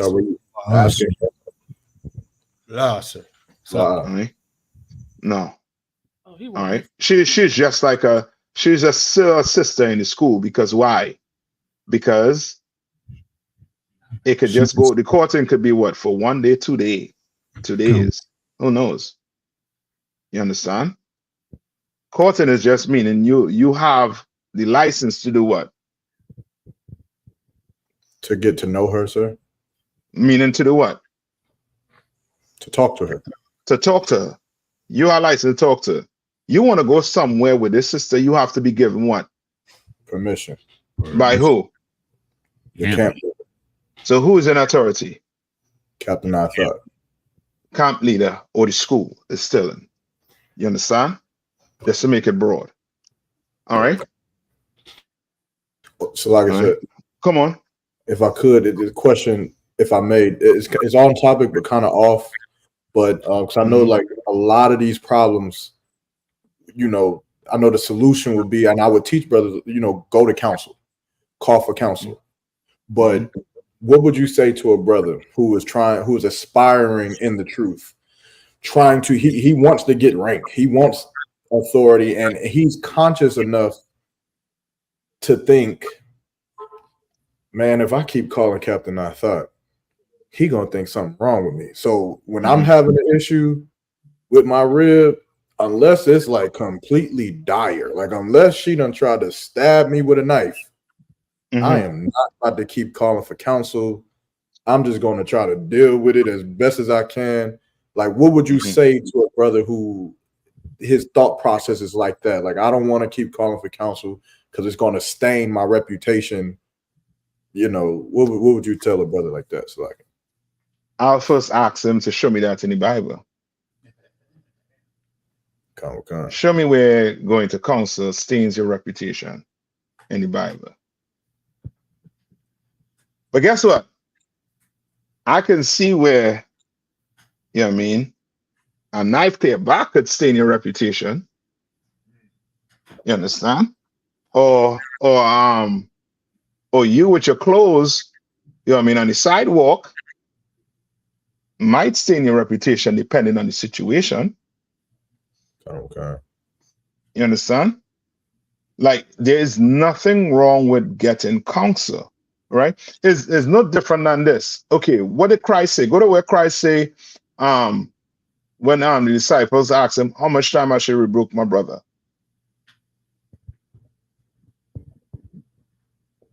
Get that for me.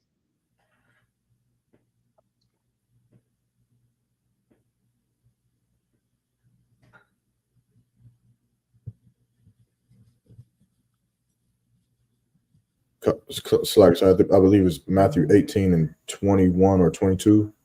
Somebody get it for me. Come on. This is the book of Matthew chapter 18 and verse 21. Then came Peter to him and said, Lord, how oft shall my brother sin against me, and I forgive him? Right. Till 7 times. So Peter trying to do what? Put on what? A number to it.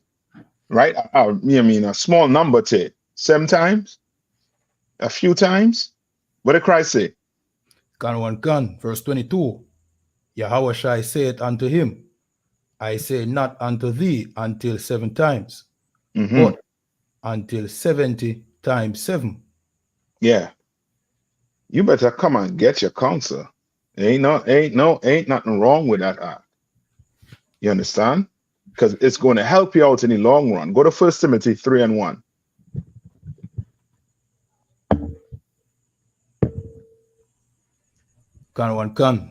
This is the book of 1 Timothy chapter 3 and verse 1. This is a true saying. If a man desire the office of a bishop, he desired a good work. He desired to what? A good work. Yeah, desire good work. I mean, you brothers in here, you all might, you know what I mean, have a desire to do what? To have a school, to build a school. You understand? Well, that's a good desire. That's a real good, that's an excellent desire. You understand? But for you to get there, what's going to have to happen? You think it is getting there by the flick of a switch? Sir. No. Read verse 2. Verse 2. A bishop then must be blameless, the husband of one wife, sober, of good behavior, given to hospitality, apt to teach. Yes. You understand? Like this is, you know what I mean? These are traits that what you will want to aspire to have. You understand? One day. You understand? Tomorrow. But some of us might require what? To get counseling. Some require it every day. I prefer to ring my phone every day than to call me when you know what I mean, you're on SHIT Street and then you're making a call when you're in the mud. How about not getting any mud? Just make the call. Sir. Let's make the call. You understand? Better say, you know what I mean, yo, I mean, what's going on? You know what I mean? What's going on? Everything all right with you? What you doing across there in our house? Eating pork, shrimp, crab? What's going on? Better go through and start analyzing what's going on in your life to try and get it fixed to the point where you're what? You're a husband of what? You're blameless, husband of one wife, you're vigilant, you're sober, you have good behavior. You understand? Now I getting to know you. You understand? I get to know you instead of you doing what? What you doing? Now, let me ask you this question. When you don't call me, who you listening to? Satan, sir. Huh? Satan. Yeah. Satan will tell you what? Now you don't need to call for counsel. You can handle this on your own. You Yermak. You javelin. You ain't cock. What his name mean? We don't care. Don't worry about that. You can deal with this. And then before you know it, your house is upside down and you calling when things is, you know what I mean, out of hand, basically. When they could just call for counsel immediately. Right? Read verse 3. Gun, verse 3. Not given to wine. So now I could call, now I could say, okay, when does this, every time you get in an argument with your rib, right? Do you be drinking? Come on, sir. You may want to pass side that. You know what I mean? Pass side, you know what I mean? You may want to, you know what I mean, stop that for a while to see if it's going to do this. You understand? Mm-hmm. Gun. Right? So now you're calling, but you're getting the proper counseling based on what? The situation. Now, when you don't call, that means what? What that mean? Are you going to stop yourself from drinking? Would you stop yourself from drinking if you are an alcoholic? Sir. You're not doing that. You're not doing that. You need counseling now. You need to get yourself in school the alcohol and addiction program. You need to get yourself in. Right? Read on. Gun. No striker. Yeah, you like to argue. It's like you say, I was getting an argument with such and such. Such and such. But brother, maybe you may want to just take a low for once. You might want to do that. Why you always, you know what I mean? You know what I mean, getting into some argument, being all abrasive. Why are you doing all of that? For what? If you don't like what the brother said, then you know what I mean, we have counsel. In here we don't what? We don't argue and we don't what? Fight, sir. Yeah, we don't fight in here. You fighting in here, you better pray. You better pray that your judgment is light. You better pray. Pray to the Lord. Pray to, you know what I mean? You better fast. You better put sackcloth on. You better throw dust. You better, you know what I mean, rent your clothes, pull your hair out. You better pray to the Lord before you get to that counsel. if you put your hand on anybody in need. You understand? You don't suffer that. So now, before you get to that, why not just call and get counseling? Read on.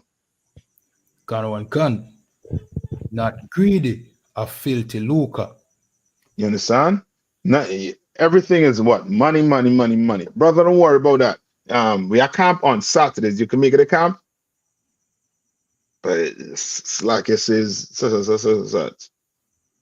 You may not want to do that. You know what I mean? Like P. Diddy, he was what? P. Diddy would be what? Somebody who's what? Greedy for Greedy. filthy. Yeah. For filthy lucre, meaning he doing anything for money. You know it is to have a treasure chest of dildos in your house? Good night. You have 780 something dildos in your house, Ark? You have a room full of baby oil. If the allegations are true. You understand? You taking money to do anything. You know what I mean? You're conning your brothers and sisters out of money. You want to call and get counsel on your pyramid scheme. You understand? You want to do that. Read on. Gun. But patient. But what? But patient. Patience. Right? Read on. Gun. Not a brawler. Not covetous. You understand? The only way to get away from these things are if you have issues with it, you're going to have to call and get help. All right, read on. Gun, verse 4. One that ruleth well his own house. You understand? You coming in here to learn how to do these things. You understand? You're not going to wake up one morning and flick that switch on and now you become the best ruler in your house. You might make some mistakes here and there, but you could call and get counsel so that you don't have to make mistakes here and there. You understand? What Esau call that?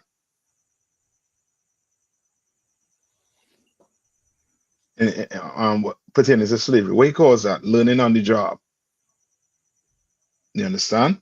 You don't have to go through all that when you already have men who what? Have the experience and the knowledge on how to go about ruling your house well. You understand? On this part right here. Read on. Read this part right here. Having his children in subjection with all gravity. You understand? You might need some help in dealing with them bad kids. I'm not saying you, Yarmak, right? I'm saying on the whole. Brother might or sister might have trouble dealing with them bad kids. You better call and get some counseling, or else, guess what? What do you think gonna happen if you don't call and get some counseling? What do you think might happen?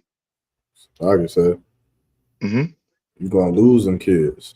You could lose them kids, or you could be what? Paying bail money. Yeah, come. Because you ain't call and get no counseling. You thought you could have handled, you know what I mean, your little rebel. You understand? You thought you could have handled that little girl, but you couldn't. You understand? You didn't have the knowledge. You understand? To deal all the way with them. Well, call and get some counseling on it.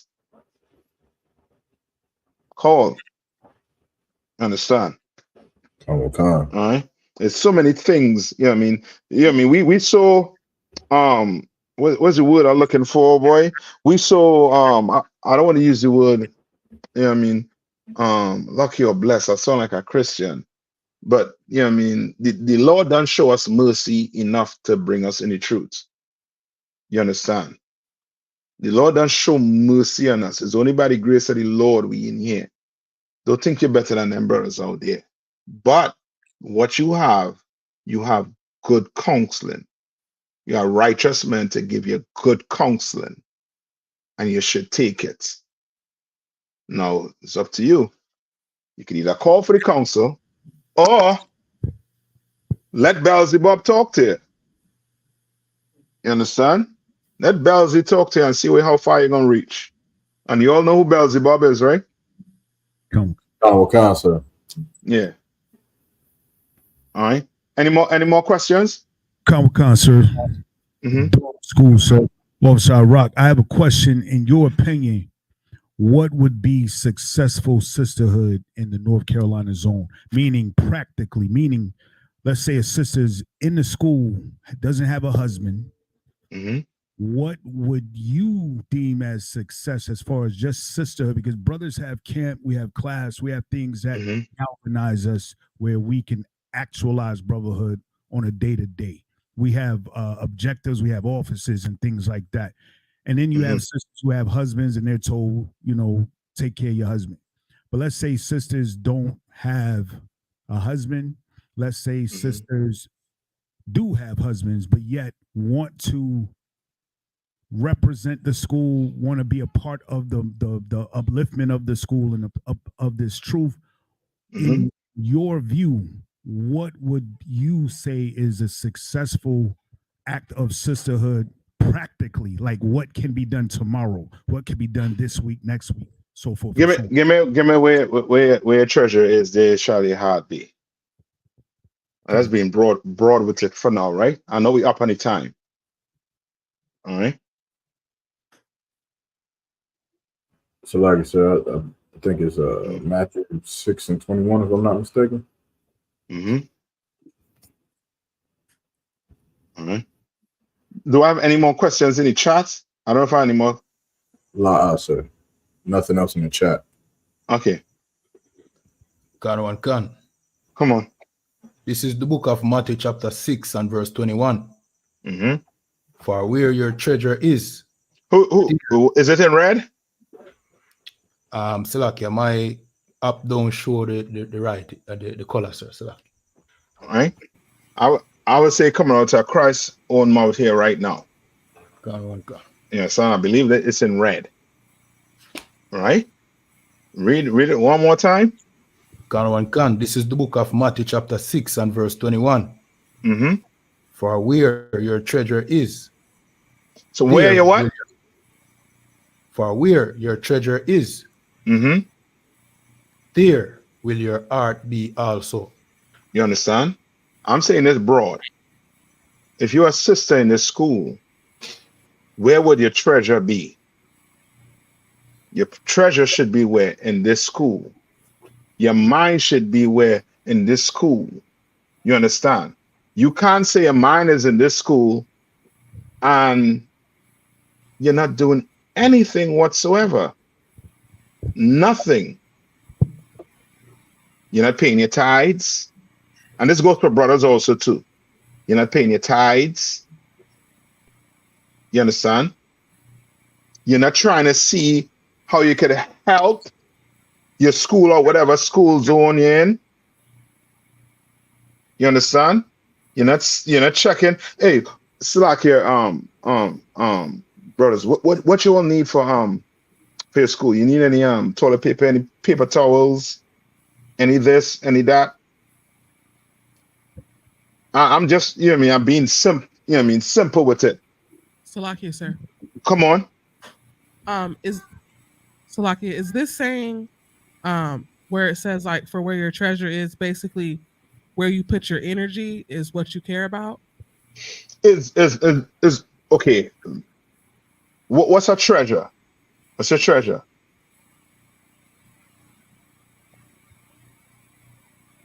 Wait, what's a treasure? Salakia, is it something that you covet, that you love or care about? Yeah. Come on. So like so something valuable. Yeah, something valuable. Something valuable. I value his brotherhood. So guess what? I'm gonna be at camp every Saturday.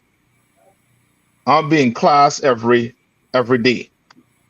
I'll be an Israelite every day. You understand? I get some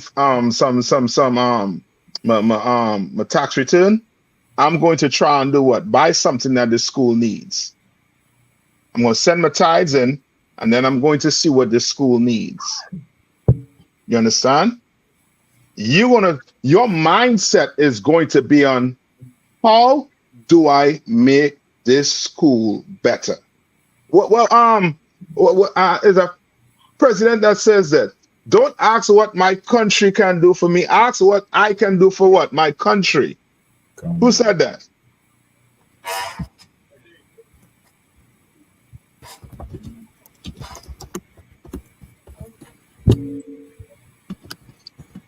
Who said that? I forget who made that statement. JFK. It was who? I think it was JFK, if I'm not mistaken. John F. Kennedy. It was Kennedy. One of those oppressors. You understand? Well, the Lord asks in here, he's like, what? He's saying what?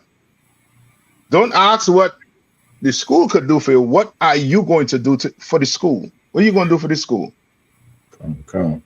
Are you just going to go to work and go home and go back and not even worry about what your brothers need? You understand? And then do like, you know what I mean, Christian church. When do they go to church? When the church be filled? When does the church get filled? Come on. When they need something? No, on special occasions. Oh, come on. Yeah, your uncle never go to church all year, but New Year's Day or all years, oh, he in church. Christmas, oh, he in church. You understand? You don't want to be like them Christians.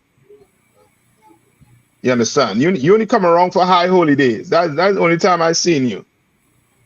And you're coming with your hands swinging. No. You want to be a brother and sister in the school, you better put your heart and soul in this. This is where your treasure. This is your treasure. You ain't getting nothing better than this. You understand? And I'm gonna leave it as I say, I'll leave it broad. You understand? Now you're gonna have to take that. You're gonna have to have what? A conscience. A good conscience. You understand? The school needs showbread, or you go learn how to make that showbread. You understand? The school need we doing food drives, food and clothing drive. Oh, you go get them clothes and bring it. Come on. So like if I may, and the schools do be needing that showbread, and you and your rib got an amazing recipe for that showbread. Recipe for that showbread. So that's the showbread we need, Cap. So yeah, I know. I hope she's hearing. Yeah, Salaki, good night. Yeah, you're trying to get me in trouble, but I'm end the class quick. I say, if I may, like you gave myself and Yakara that showbread recipe, and Yakara took that thing.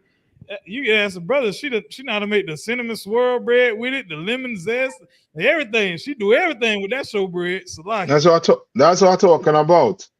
You understand? Start there. Start. You know what I mean? Start small. You come in here. The school needs. You know what I mean? You see something that the school might need simple a shelf, or the table might need. You know what I mean? Something. You know what I mean? Something to make it look good. You go get that, bring it. You understand? Like look at the school as being what? As your house, as yours. Look at it as being yours. And you will get out the mindset of I'ma just go to work and whatever. I'ma pay tithes whenever I feel like paying tithes. I'ma do whatever I feel like doing. Nah, then you're BSing. And before you know it, you're going to be out. What the Bible is the last scripture I'm going to. Give me lukewarm. I think it's in Revelation 3 and something. Give me lukewarm. You know what I mean? The high holy day coming up. Oh boy. You should be calling the brother in charge of the you're a single sister. You should be calling the brother in charge of the high holy day and telling him, Slack, yes, sir, I'm bringing this. You're a sister that marry, you're supposed to be asking your husband, hey, when is the next high holy day? Or can I cook some food for the brothers this weekend? Okay. Like put your brick in, them men putting their life on the line. You understand? And you're a brother. And you better show up.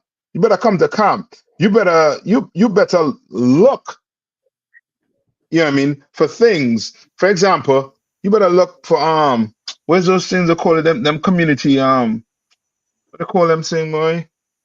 What they have for the community? Outreach. Like something that going on in the community that we could use to uplift the school. You better be looking. You know what I mean? You have that capacity. You better be on the internet looking to see. You know what I mean? Grants. Let's see where do we get these grants? Well, the school could use this. We call this camp leader. You understand?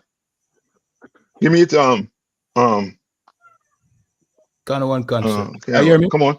Yeah, I hear you. I got the verse for you. It's the book of Revelation, chapter 3, verse 16. So then, because thou art lukewarm and neither cold nor hot, I will spew thee out of my mouth.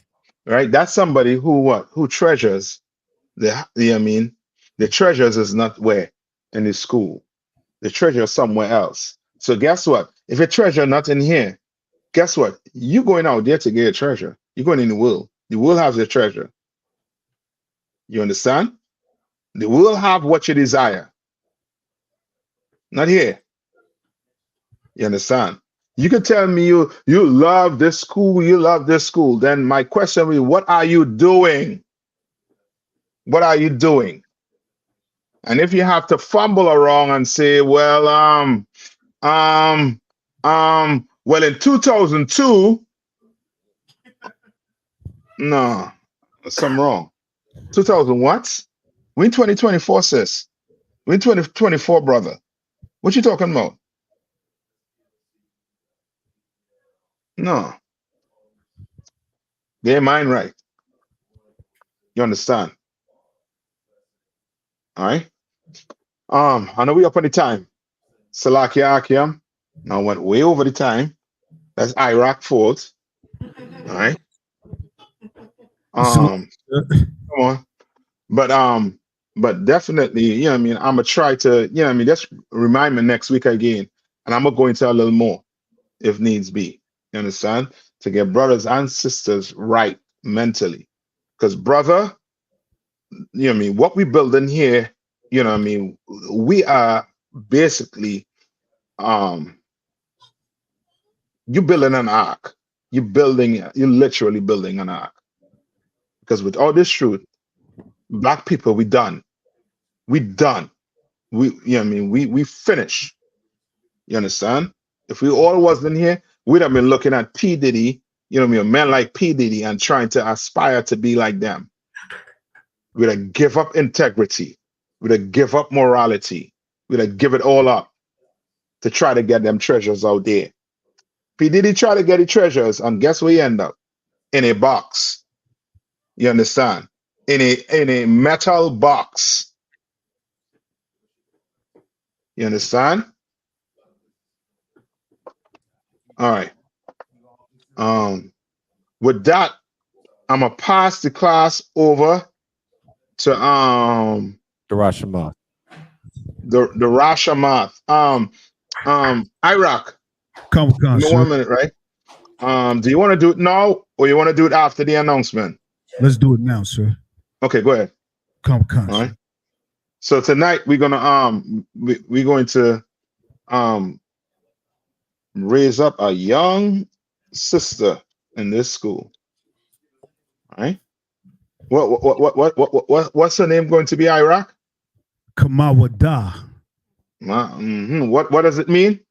Precious. Yes. I mean. So I'm gonna put you all on the screen there now. Take it away. Come on, sir.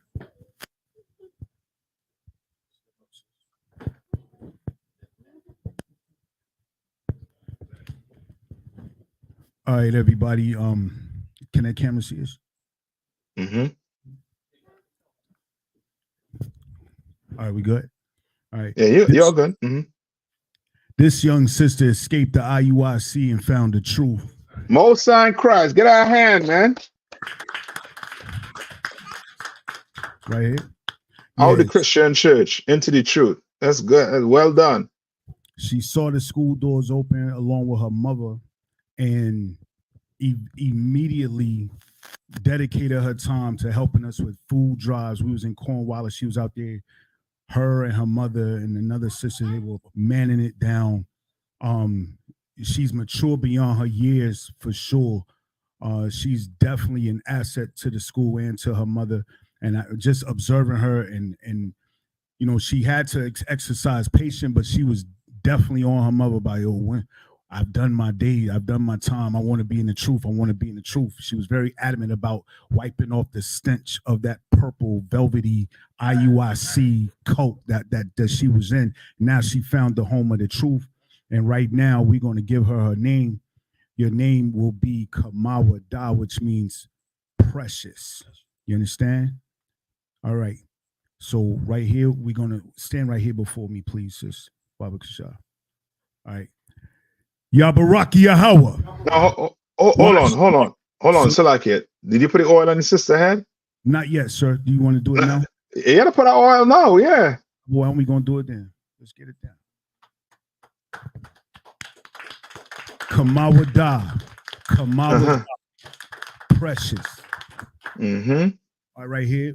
We're gonna do the anointing prayers, right? After we're done, we point to you. You're gonna say your name 3 times, right? You're shouting it out, all right? Yabarak Yahweh, Y.A.P.K, Yahweh, Panyawa, Al-Yaka, Yakanka, Wasa Yahweh, Panyawa, Al-Yaka, Yasamlaka, Shalom, Yahweh, Bahashem, Yahweh Shai, Barak, Rapah, Magun, Hagun, Kamawada, Bahashem Yahweh Shai, the water Aman, in the English. Yahweh, bless thee and keep thee. Yahweh, make his face shine upon thee and be gracious unto thee. Yahweh, lift up his countenance upon thee and give thee peace. Yahweh, in the name of Yahweh Shai, bless, heal, shield, and protect Sister Kamawada. That's right, sis. Good job. Kwame Ashala.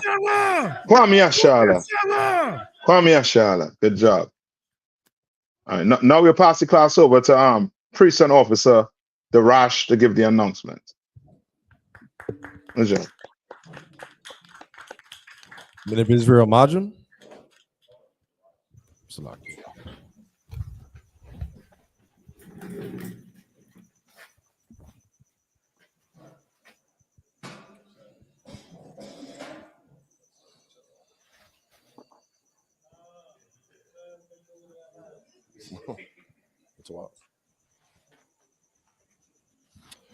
Men of Israel Majum. We're going to render one courtesy salute to Captain of the 13,000 I thought. Amajim Shabbat. Amajim Barak. Yahweh Hashem Yahshua Barakatah. Yahweh Hashem Yahshua Barakatah. Yadamantah. Sar. Turn and face the sisters. Sisters of Majim. Men of Israel. We're going to render one courtesy salute to the sisters. Men of Israel Amajim Shabbat. Amajim Barak. Yahweh Shema. Yahweh Shema. Yadamatad. Sister Yashabu means to be seated. I.S.U.P.K. security announcements. We are the I.S.U.P.K. Start out at 1 West, 125th Street, Harlem, New York. Rule for new brother and sister. When a new brother or sister comes into the school, they are off limits for 6 months. They are to be saluted only. They are here to shed themselves of the world. If they need transportation, the teacher will arrange it. After 6 months, if a brother or sister has an interest in a particular person, he or she must get permission from the head to speak to a brother or sister. There's another 6 months in which the brother and sister will court each other. After this 6-month period, the brother and sister will get permission from the head to marry. Tithes, which is a commandment. Numbers chapter 18, verse 21. Malachi chapter 3, verses 8 through 10. Means 10th in the Hebrew, ma'ashara. 10% of every penny of any increase the Lord gives you. Give to the treasury department or teacher. Priest fund, free will offering for priests, not mandatory, whatsoever amount you would like. Upcoming holy convocations. We have the memorial blowing of trumpets, the first day of the 7th month, Wednesday, October the 2nd of this year. The book of Leviticus, chapter 23, verses 24 through 25. We have the West Coast Cookout from September the 26th through the 29th, and the Texas Cookout from November the 20th through to December the 3rd. If anyone wants to be a trooper in the school, start wearing all black boots, shirt, pants, headband, and scarf. And with that, class dismissed.